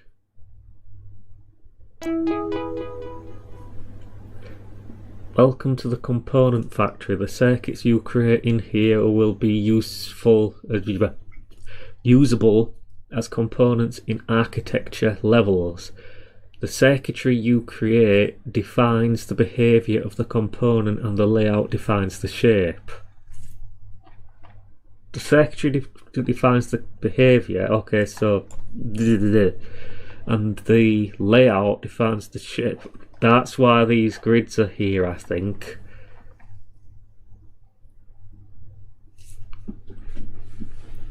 So this is the circuit, and where you put them within this grid defines the shape. I can see it down here actually, look.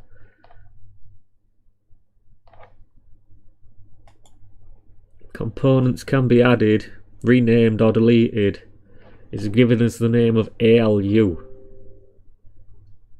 which I think is something like arithmetic logic unit, like maths. Since this level is... Oh, sorry, I didn't look over to see if anyone was talking, because you're on a different monitor there. Philip Roberts, you've already left. I saw a trailer for this game. Is it a gimmick or is it actually good? I think it's actually good. I'm only up to whatever this is. Component factory, building your own components. And it's a game, not a tool. Oh, hello. Sorry. It's saying I currently have no viewers, which is why I thought you'd left. It's a game, not a tool. So its usefulness beyond being just a game is probably not that great, because there's actually software where you can design and test circuits similar to what you're doing in this game. I'd say if you like doing this for fun, now it's saying that I've got a viewer. If you like doing this sort of thing for fun, which I sort of do, then yeah, it's a good game. But is it a game or a gimmick? Well, it's a game for smart people, I guess.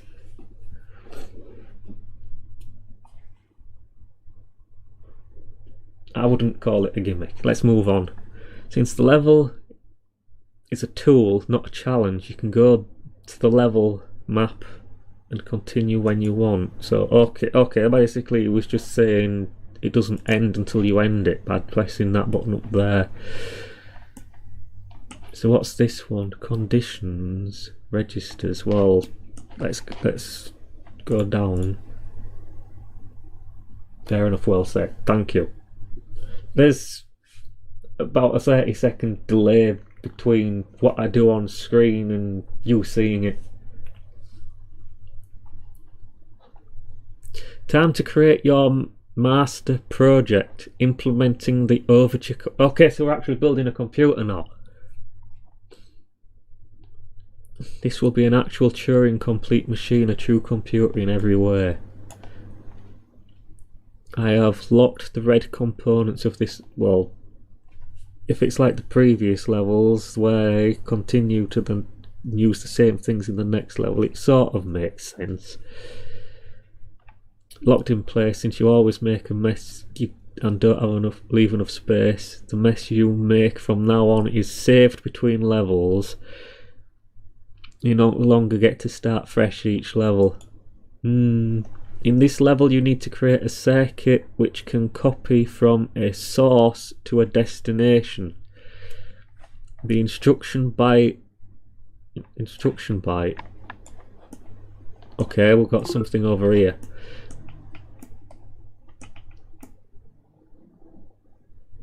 The numbers are all weird. There we go. The instruction byte in this level determines the source and the destination. Bits 1, 2 and 3 give the destination. Bits 4, 5 and 6 give the source. Source and destination can be registers of... Well, yeah, there's 6 of them there. Oh, we've got more stuff down here, look.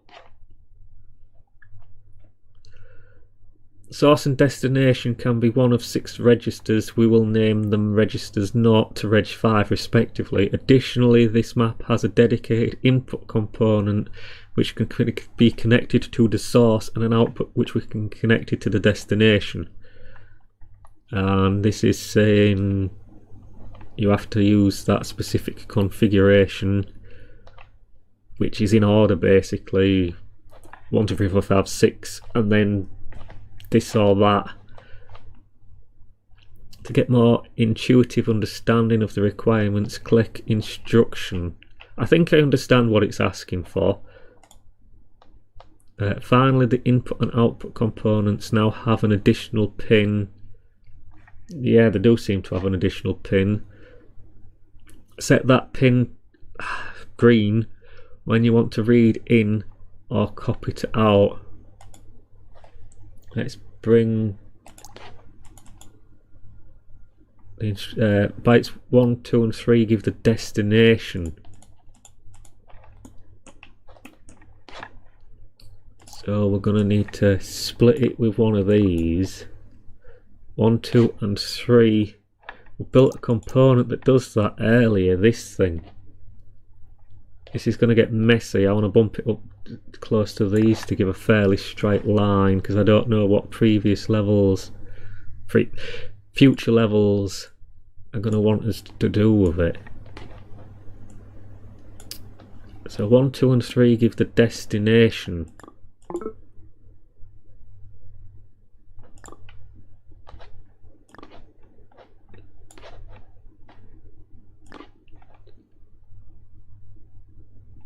Destination. Do it all the same way so they end up parallel like that.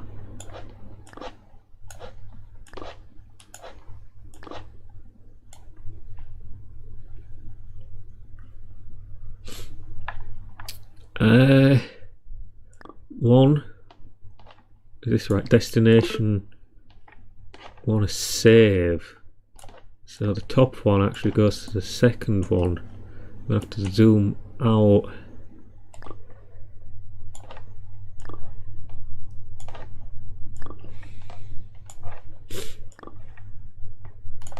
And then the 7th one to there. And then connect this one the same to the other pin.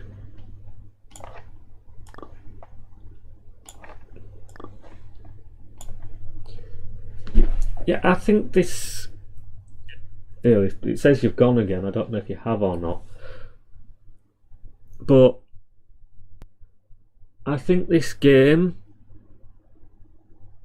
is a good way of making you think of computer design as a puzzle.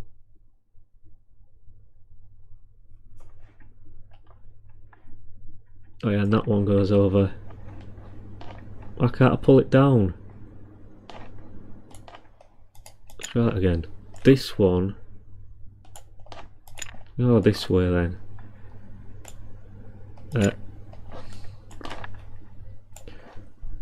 I really want it connected the other way around, but it won't let me go.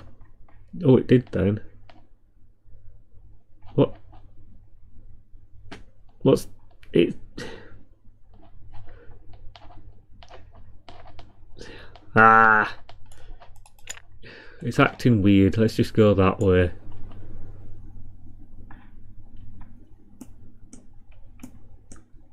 And then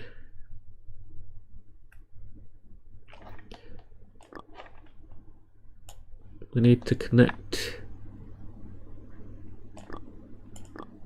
What the? That's weird.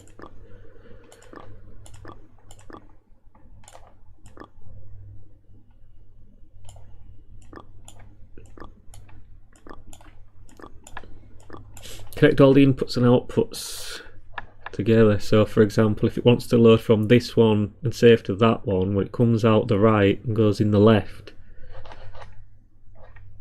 and since we're using these to turn on the specific one we want to read and write, well, I think you'd call that a data bus.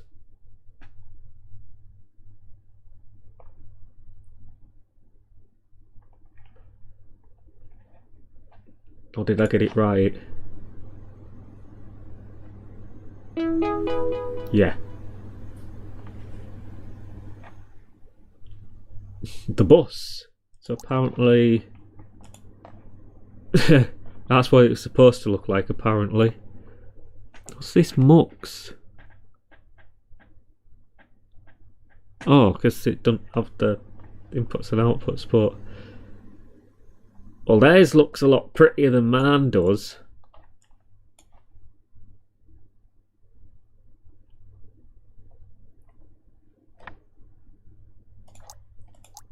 What was the thing that it told me to look at? Because I skipped over it, didn't I?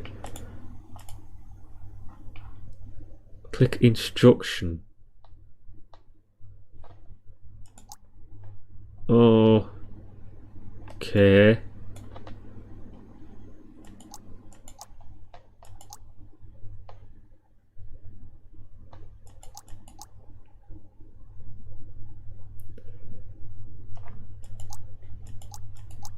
This is scary, I think.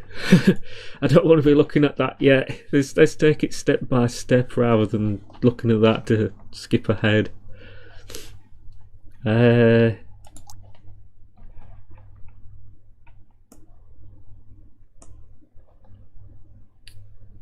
let's go up to conditions.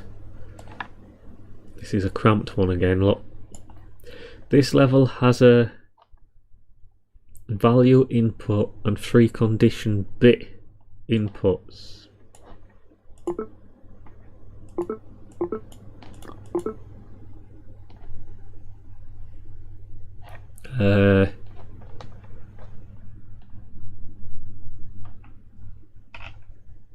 This is a close, so you need the 3 bits select the condition as shown below, check the value against the selected condition and output green if it is satisfied.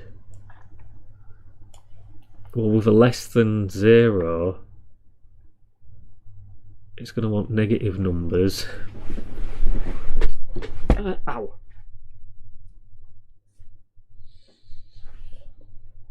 How do you check if something is 0 or not? Well, we've got a bit. We want 2 of these to start with. Are these fit? Yeah, these can't be moved. So that's the instruction. Never, always. How do you check if something is 0? Well, you are. I really should leave room because I need to do other things as well. So let's. This is going to be a component, is it? So I want to confine myself within the space.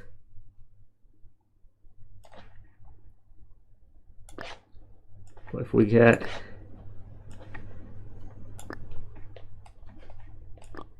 all the bits together like this,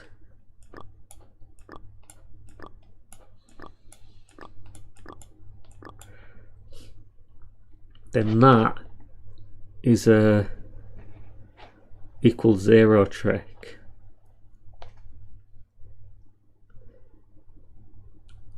So does it equal 0? If it does, that one comes on. If it is less than 0, well, we're dealing with negative numbers, so that, if that is on, it is less than 0.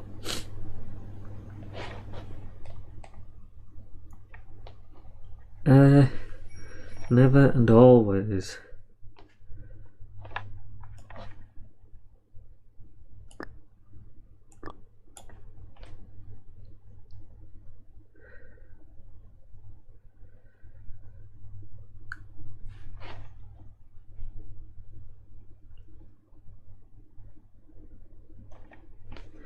there's probably a reason why they're the way around they are. So if this one here, let's go like this. If this one's on, we want it equals to 0. Now greater than equal to 0, yeah.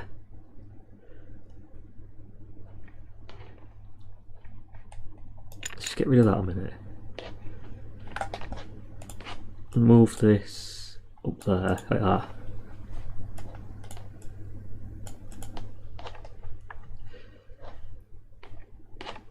If less than 0 is this one, so we want if. Do we want an OR? We don't want an OR. We want an AND. Not a 3 input AND, a 2 input AND. If this and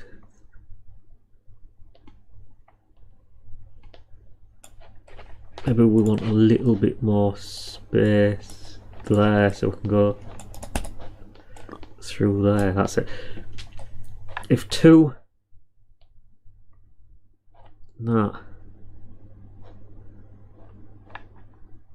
yeah, we're less than 0. So that's if equals 0. That's if less than 0. If less than or equal to 0, well, that's when they're both on.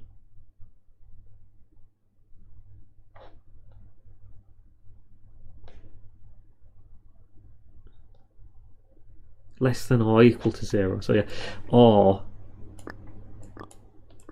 that solves that puzzle. So that's the first form done in theory. So then if it's not equal to 0, if it's greater than equal to 0 is the opposite of less than 0. Greater than 0 is the opposite of less than, and always less than or equal to 0. And always is the backwards of never. So this does the first half. So we want, if this one, you invert this one, and if it's on, you get an off. If it's off, you get an on. I think that's an XOR.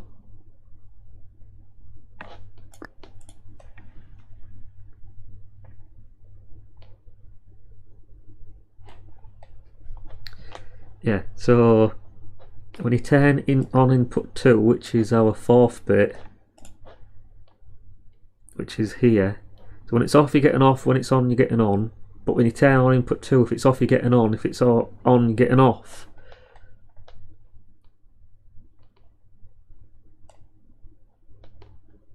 So, getting a bit cramped. That, I think, should satisfy this truth table.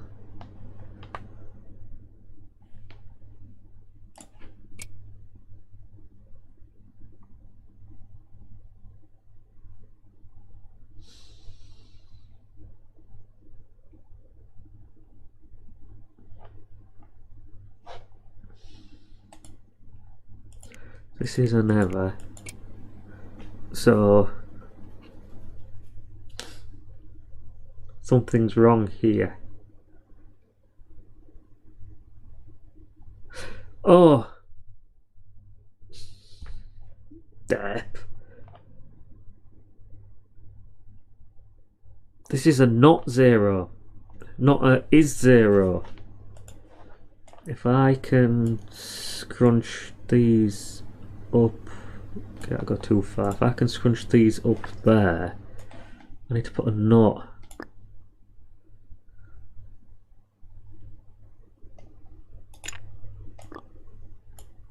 In there, and then there's not enough room. That'll do. Right, so that's a never. Next, output if it's a 0, so we're testing with numbers, and yes. Output if it's less than 0, so it should only turn on if that lights up. Yeah. Output if it's less than or equal to 0, well that's not, so it's off. That is, that's a 0. Regardless of value, output of 1.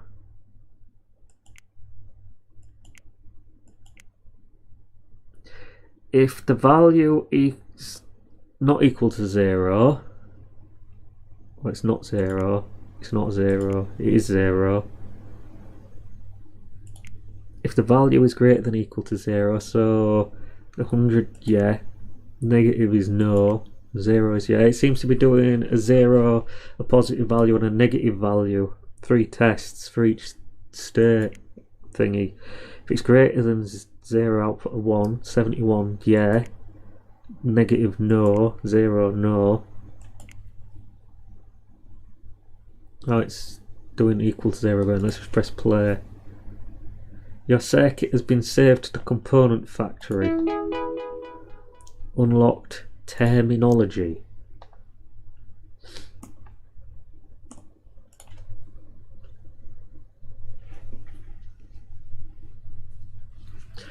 The circuit you build in the registers level, can copy values between registers, while the arithmetic engine can do different operations on 2 inputs, but needs to be able to do both in the same circuit. To do this, build a decoder which will decide which mode our computer is in based on the 2 bits we haven't used yet. So the 2 most significant bits, which is it's not there anymore. That means any value. So we're just looking at the. Let's not close it, but we can zoom in a bit as well. That's maximum. We can't move these, can we? No. Basically, we want this thing to turn our byte into bits. Let's turn that off again. When this is just one of those 2 to 4 decoders again.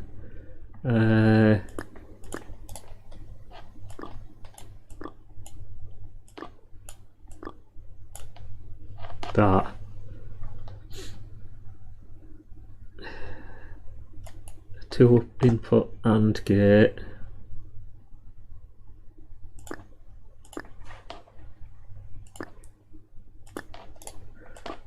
Connect them up, don't miss.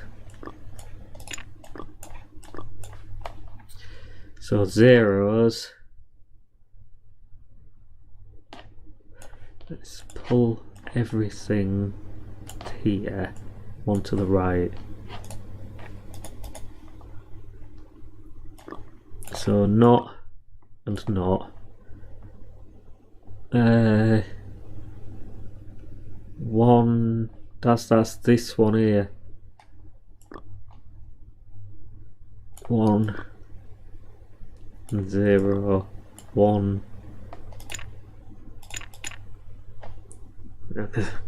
Head's going funny. 1. It's this one.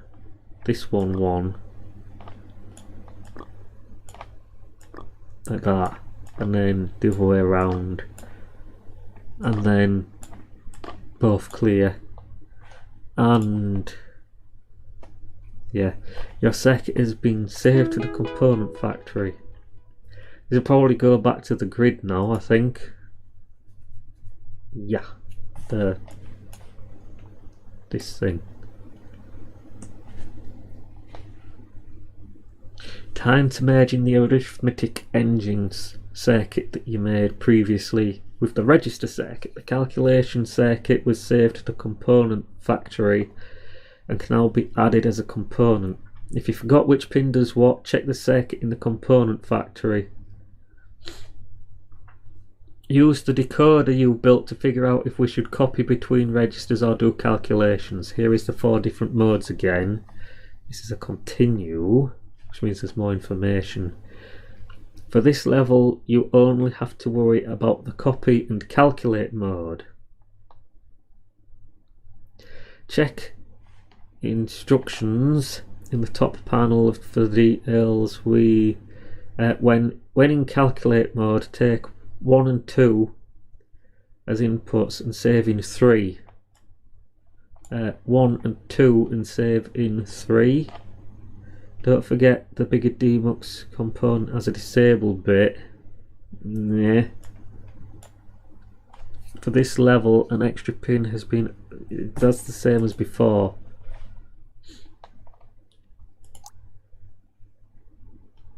So I guess we want one of them and one of those are the things we built in the other levels. Decoder. Let's put this over here because it's got a disable pin.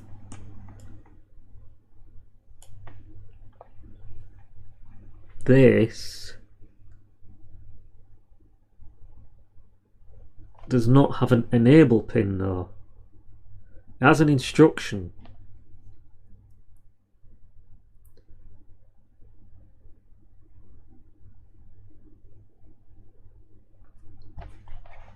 Which means we want access to this line, so let's push this up here.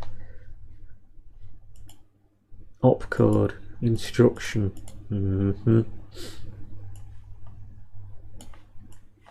But this with a calculations thing, the easiest way without editing the component would be, let's put it over this side. It says we want to connect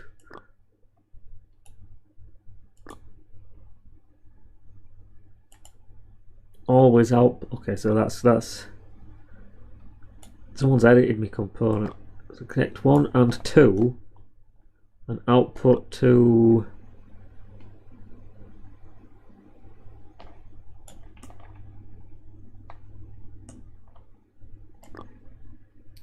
output to 3.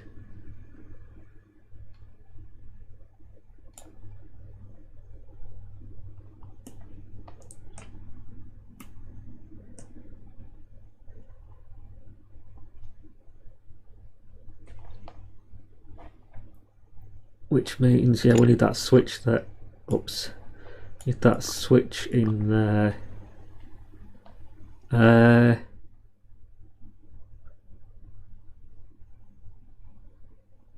Don't think it matters where on this line we connect it to.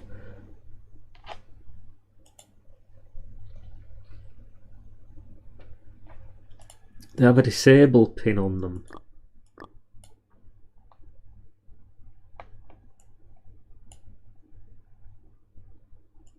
Copy, so that's this line. Let's put a NOT gate like that. So when in copy mode we address, otherwise we do something else. This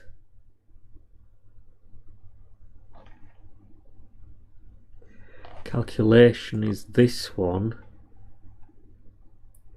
Turn on the output, but on number 3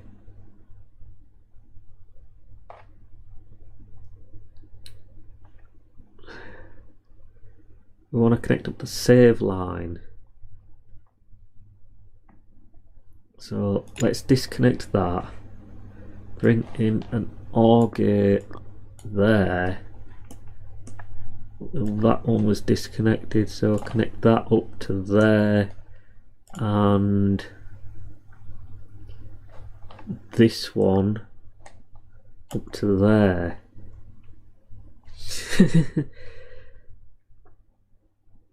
Spaghetti.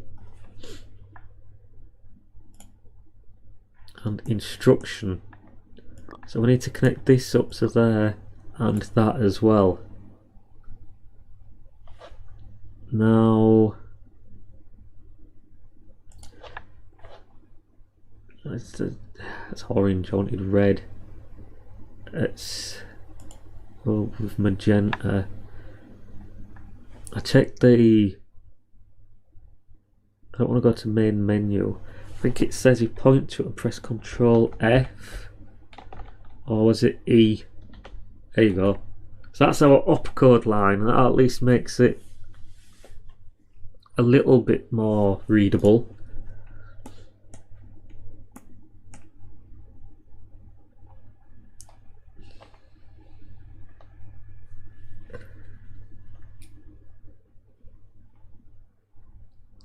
So this one, yeah, press play. Apparently that's right, good.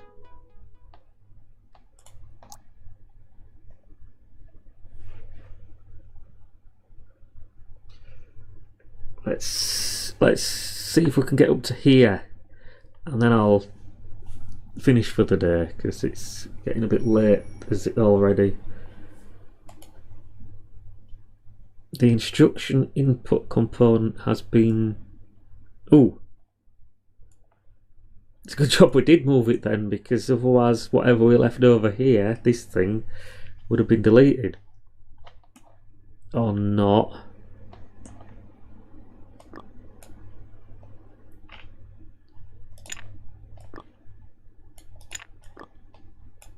Yeah, so we're still on paper. The instruction input component has been removed, has been replaced by the program component, this thing here, yeah.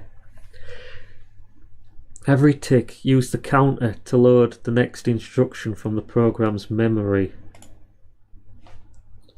Which... one of these... This one, I'll go counter. Is that it? That's all it told me to do. Let's have a look again. Yeah. Apparently it's right because it's not erroring at me. Immediate values. We need a way to directly move numbers from our program into registers. For this we use the immediate mode, when the two highest bits are both off. When in immediate, see, I'd call that literal mode from using PIC microcontrollers personally in the past.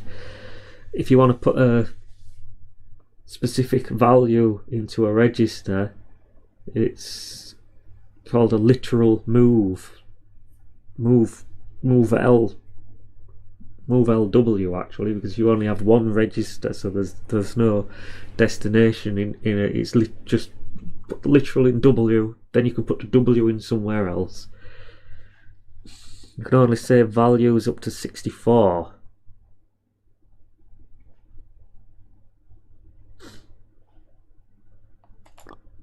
Did I? No, that looks alright.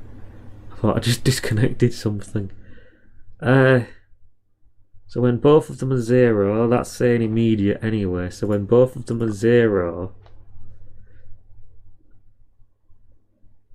you do what? Save into registry 0. You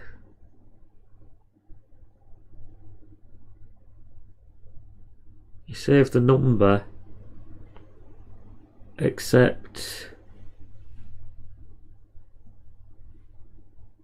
only the first. Oh, just save the number because the first two are 0. That makes sense. That makes sense. So when the first two are 0, you're saving to 0. This is 0. We want an OR gate. I want to disconnect this save. This is gonna. I want it right there. It's going to break things. This or this.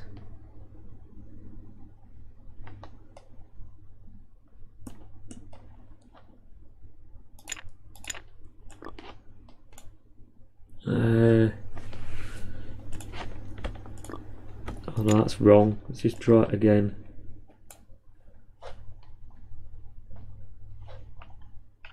And what else did I cut? That. I don't want that pink though.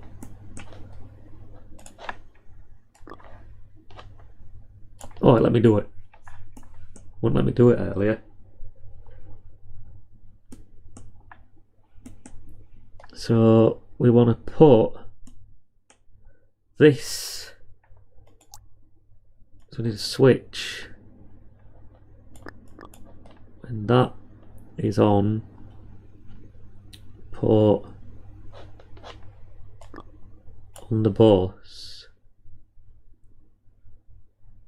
The magenta.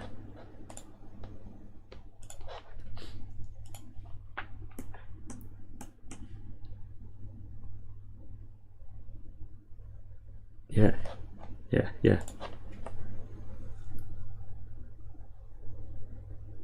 Yeah.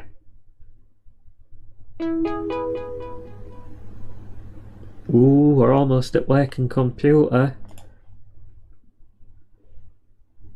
Until this point, all possible programs have been confined to run in order byte by byte. Before, only code could influence memory. Now memory must influence code. Is this like a go-to instruction, is it?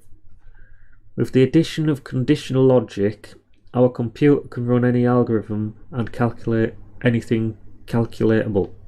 The final thing we need to add is a mechanism for changing the program counter through instructions. When certain conditions are met. When the two largest bits, that'll be the last pin on this thing, are set, are green, we are in condition mode. Is that what it says? It does.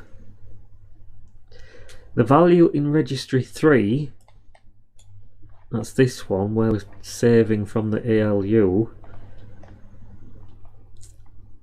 Where are we? Yeah. The value in registry 3 is compared against the conditions defined by the lowest 3 bits in the instruction. If the condition is true, we overwrite the program counter with the value in registry 0. Conditionally changing the counter means we can skip instructions based on conditions or have instructions running a loop. That's the thing we made before. The conditions, so if want our conditions thing, I'm guessing the top one's the purple line. If 3, so this is 3. That one, and we want the purple line going into there.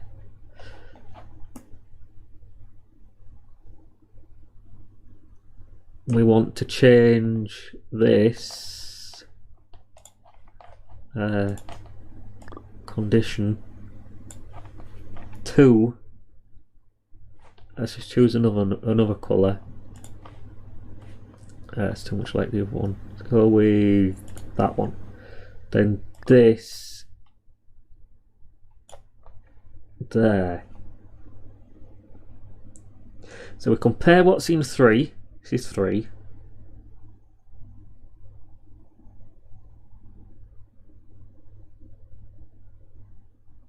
When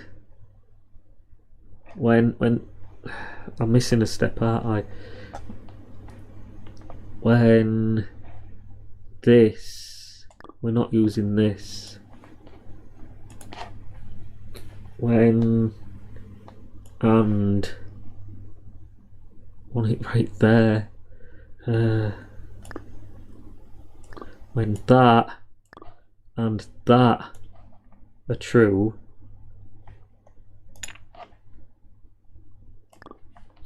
we connect that to that. There we go.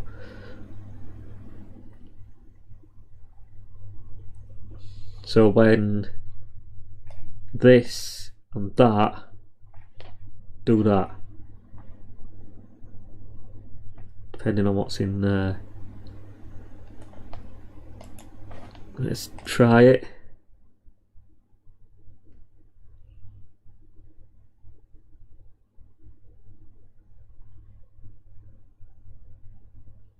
Yes, you did it. I thought you were just this odd looking hairless ape creature, but you actually built a real computer.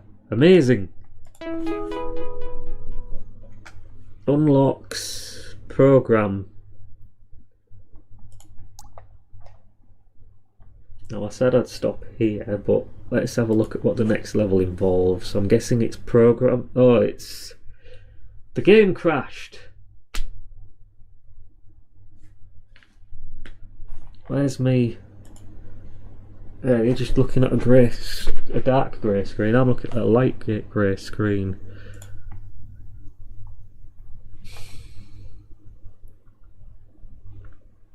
I mean, that sounds like a good place to end it, but let me fire it up again and see what happens.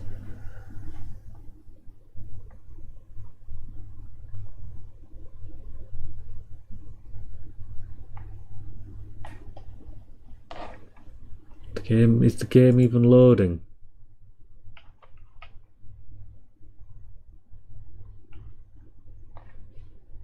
No. Steam, what are you doing? Give me the game back. Huh. It opened and then closed. Try again. It's opening, and it's gone. There's definitely something it doesn't like.